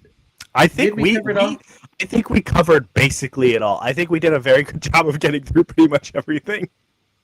We didn't talk about the prologue, but I was pretty much over these prologues anyway. But seeing it from Gavilar's perspective was cool. I already had an entire video on the prologue back when the draft dropped, so I'm like, oh wow. That's like the best performing video I've had because the Oh draft wow. dropped like what it dropped like 2 years ago. He dropped the draft, and I did a video like, "Is the Stormfather fake?" And it's just done so well. It's been great. Uh, But that was pretty cool where Gavilar's just like trying to say random stuff and trying to crack the password, and he doesn't realize it doesn't work that way. Like yeah, that was cool. Like his total arrogance, seeing it like really firsthand where it's just him alone was was kind of cool. I did like that the yeah, prologue. yeah. The other thing I think I'll do with the next book is not read the drafts as much. I think I'll do the Mm. pre-release chapters, but I think I'm gonna try to stay away from drafts a little bit. We'll see. We'll see if I can decide that. Did Yeah, we talk chapter about 10. Burn Syl's it. great show? Burn it. Yeah. Burn it. Just that's all that needs to be said. Um, Kyra, yeah, the Oath Pact basically just kind of protects them now from being erased, I guess. This is a very let me reread and come back and kind of talk about how we kind of threw it off the cuff. They're like, yeah, that's what it does. And then the best place you'll find to talk about this will be the 17 Shard forums because they're going to be talking about the mechanics of this a lot. Probably. Probably. And there'll be questions. That'll be the fun part. Is Sanderson getting all the questions over the next 10 years? I do think that he gave us 10 years worth of questions to ask. One of the things about the Spren, which I think it's a really great writing tool for him, is that it does allow him to do the show, not tell of a lot of emotions by just having people notice like the anger Spren bubbling up. Like it's such a Yeah. useful narrative tool for him, which I really like because there's nothing like it in any other books. It is Yeah. like not subtle, but it totally makes sense in world to have all these Spren bubbling up every time there's emotion. I love also like that it's not just like the common emotions that have Spren, but it's like really random, rare, like nuanced emotions that he'll have. Like, oh, that was a Spren I've never seen before. I do have a quibble with that. If they've never seen the Spren before, how do they know like what it is? Like, I can't think of an example of it, but there was some like really random emotion I think Spren that's where that came Axie's out. the collector is supposed to address these things. Somebody knows what it is because it's something that has happened a lot, and people start noticing that Spren pop up in relation to that Okay. thing, right? So Axie's talking about, oh, there's a thumb hitting your finger Spren. It probably doesn't exist, but theoretically, if enough people, an entire Yeah. town of people, hit their thumb consistently, there will be a Spren for that because that's just how the perception mumbo jumbo works. Oh, and we have a little question for us. Did you guys talk Uh-oh. about Moash? Very little. Moash I'm had not. his day, Yeah, and then he I'm didn't. not the biggest Moash fan. I was kind of hoping he was just gonna die at the end of Rhythm of War. Like he had been defeated by Navani. He was blind. It's like that would have been an appropriate time for him to die. I don't know. So talking about Moash and L in the same breath because both of them are kind of disappointments to a certain extent. They are tools that Sanderson can use. We are lucky that he has not completely thrown them away. We are fortunate that they have the opportunity to become better, and they are not going the way of Toril and Ili Sadius. L's introduction was pretty cool. I must say, like he did nothing with them. I was hyped. We were gonna get the Blackfisher and we were gonna get L and those two versus Sigil. And neither of them popped up on screen again. Except L, I think, like once. Yeah. I was like, what? And by the way, never Spren saw Chemra. Anyways, that's a side thing. Spren would make adaptation difficult. Yep. I like the idea of like a live action that has lots of like actual. Like I'd love to see the Spren visualized in like CGI, like realistic graphics. Like I don't have any hope that a studio would be willing to do it well. Yeah, it's a lot. To try to. I especially after this round of like him getting really far with Mistborn, I am fine if we don't ever get any adaptions. I think if we get one, cool. I'm not necessarily like, hey, I really want an adaptation. I'm also not just like, I'm not rabid for it. I just, hey, if we get one, we get one. But I don't have hope that we will, partially because Sanderson is just really holding on to his creative rights tightly in terms of like wanting very much creative control. And it'll be a decade before anybody's willing to give him that. And if we get a Mistborn adaptation in a decade, please let me know. That would be great.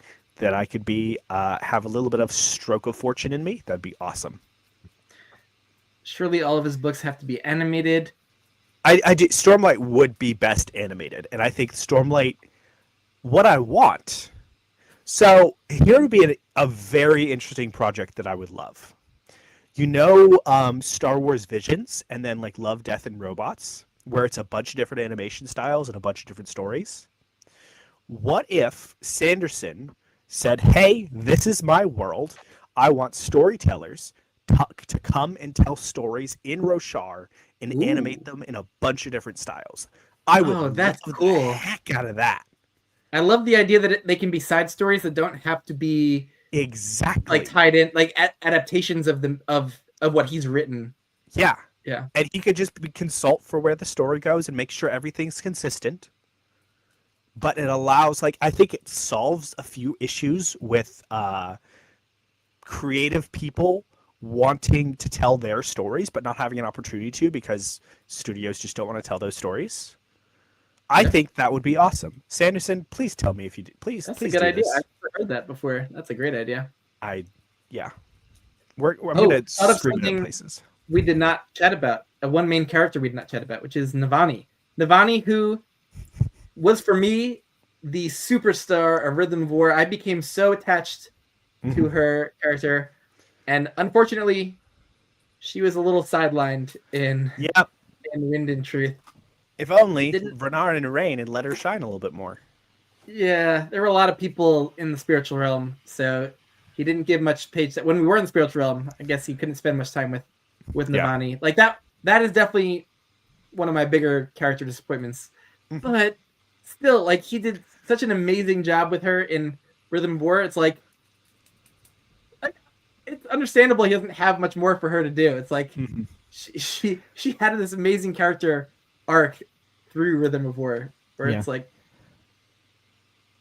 but I don't know. I'm curious to see what's going to happen with her and the sibling. I kind of love seeing her in the beginning, where she's like, she and the sibling with their like bond, and with Earthier waking up, she's like doing a lot and like in communication with so many people and is in charge of so much. Like, I enjoyed seeing that Navani in action, but when she got sucked into the spiritual realm, it kind of took the wind out of her sails a little bit.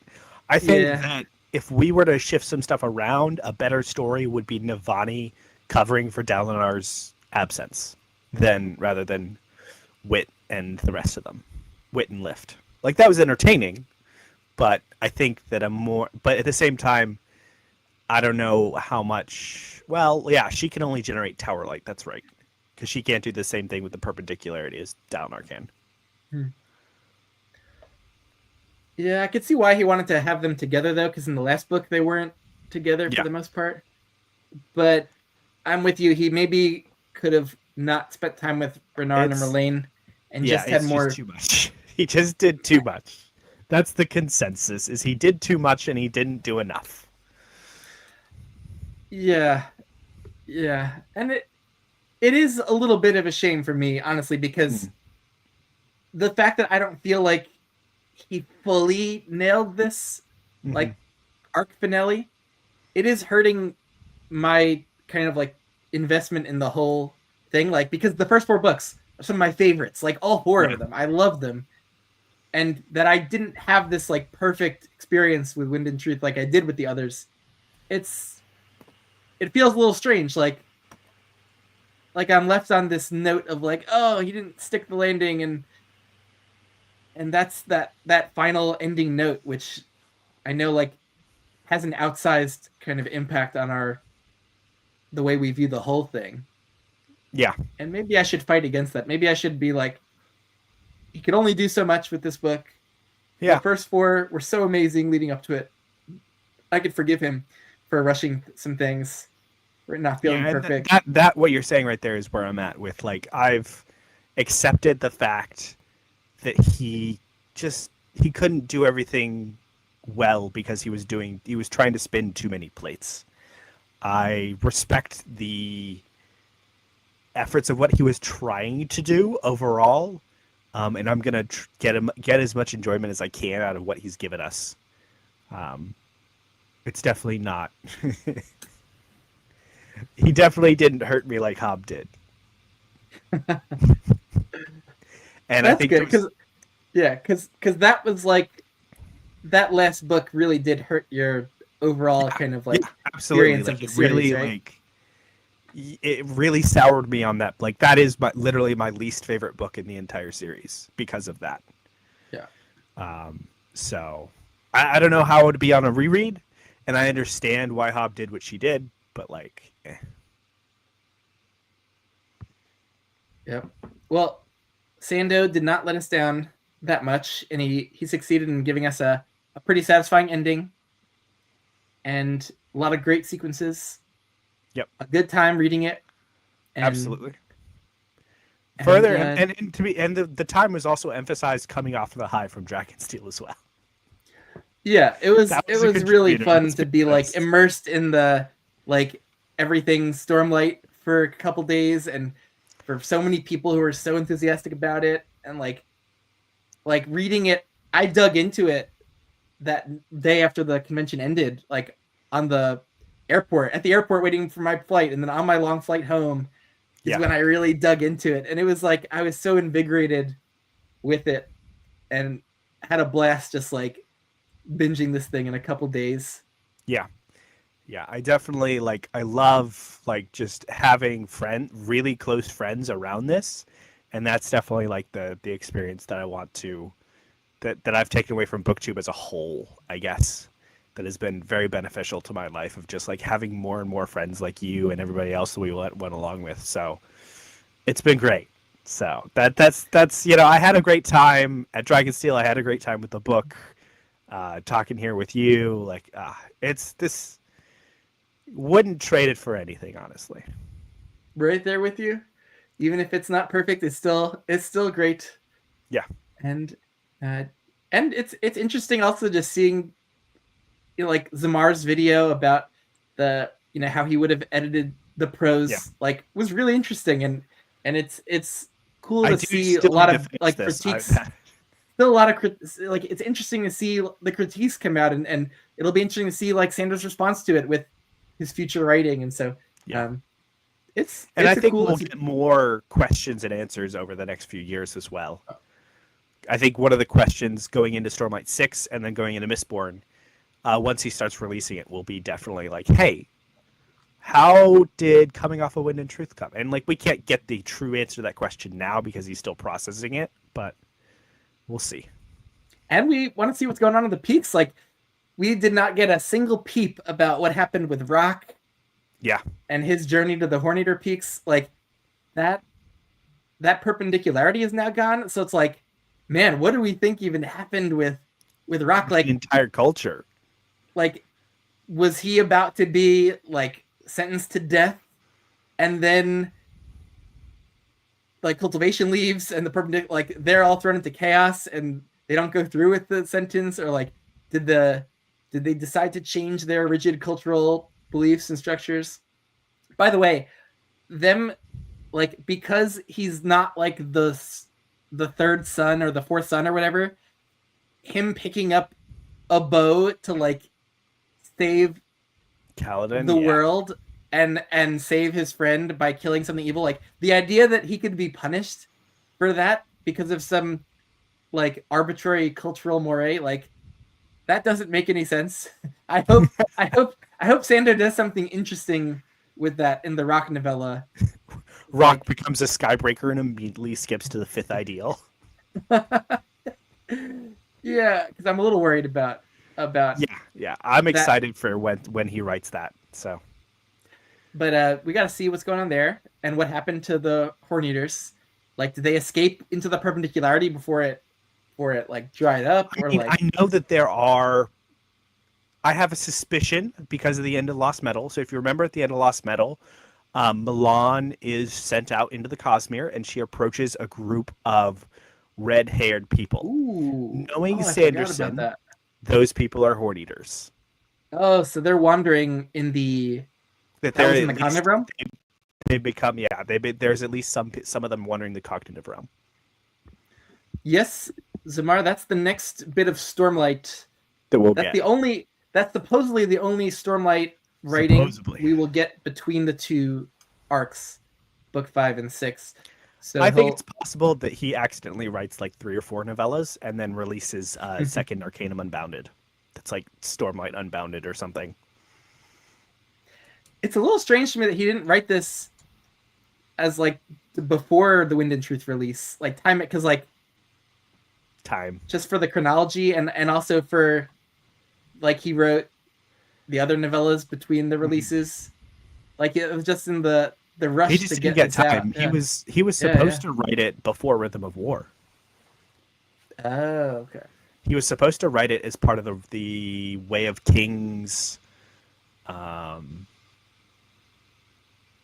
the Way of Kings leatherbound release. That was one of the Oh, original proposed Kickstarter rewards.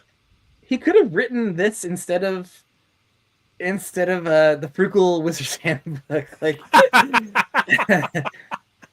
then it would have been a 3 secret project Kickstarter. But did we need Frugal Wizard's Handbook? I don't. I don't know. Uh, we could have used the rock novella, but this actually works out because it'll give the Stormlight fans, a little something to tide them over for I book mean, 6. what's the chance? Do you think that he'll write more than just the rock novella? I mean, I think there's a 100% probability. I guess that's not how probabilities work. There's a High very close probability. to one, a very close to 100% probability that he is going to produce other standalone novels at the very least Yeah, in this gap that are unannounced and unscheduled. I don't yeah. know if I don't know if any are going to be Stormlight So related besides the rock novella. here's the question: by the time we get to Stormlight 10, what number secret project do you think we'll be on? I'm willing to bet that we're going to be on at least 20. Yeah, I wouldn't contest that prediction. Yeah, no, he's a machine, and Mhm. he loves writing new stuff. So Yeah. I just wish he loved editing a bit more. Like Yeah. the last couple of things, Dawn Shard, I know he absolutely was rushing to get that out and ready before Oh, the Rhythm of War release. Like, and that one I also did not I could meet be with wrong what I said widespread. about the rock. No, because he did that Oh, before the Rhythm of War release. yeah. So I am mixing up the rock novella and the Dawn Shard novella. Yeah, because he rushed to Everything get you Dawn Shard just done. said about the rock novella being written before Rhythm of War was wrong. I Yeah, apologize. no, Sorry, I I got think he those was. mixed up. It was always meant to be between the Stormlight books, like between four Yeah, and five when it actually took yeah. place. I think he was probably intending to get it released with the Words of Radiance Kickstarter. Instead, we got a full novel. Yeah, which, if the other Are we secret mad? projects are any indication, I'm gonna be very happy Yeah, I with. think it's fun, dude. We get to see Yolen. Do you know, do you Nice. know much about what Yolen is? I mean, that's the original like It is. planet with the dragons. Yeah, we get to see Oh a yeah, dragon. I'm so sorry, I just spoiled that for people that have no idea what Isles of the Emberdark is. that's okay. That's just That's a very vague vague spoiler. premise. There's another Vague dragon, premise spoiler. and there's Yolen somewhere in there. That's all you get. Sorry. Um, I, we didn't qualify that we'd be spoiling unreleased projects. Well, is there It's anything okay. else you want to talk about? Anything else to wrap Oh things no, up? I think I think that about does it. Thank you so much for joining me on short notice. No problem. Honestly, it's great that you reached out just because like I don't know, the next few days are crazy. So this was a nice like break before everything. And then I am unemployed for like 3 weeks. And then I Oh, started you gotta live it up. You gotta live it up. There's not. Who knows when you'll get a nice extended break. live stream for all 3 weeks. I'm gonna be writing, I'm gonna be reading. Oh, No, nice. that'd Oh, be bad. That would I'm not I don't have the setup for that. oh, enjoy these next few weeks of no responsibility. That is great. It is going to be very interesting trying to be productive or try. I have a list of projects that I am going to be working Ooh, on. So cool. nice. And Happy New Year. Yeah, that's coming up soon tomorrow. Yeah, it's gonna be great. For some people on the other side of the world, they might already be in New Year's Eve. So Happy New Year's, everyone out there. Yep. Happy New Year's. And thanks for joining us. We've had people all throughout contribute a lot in the chat. You added so much to this whole discussion. Thank you so much. And we'll see you later. Bye.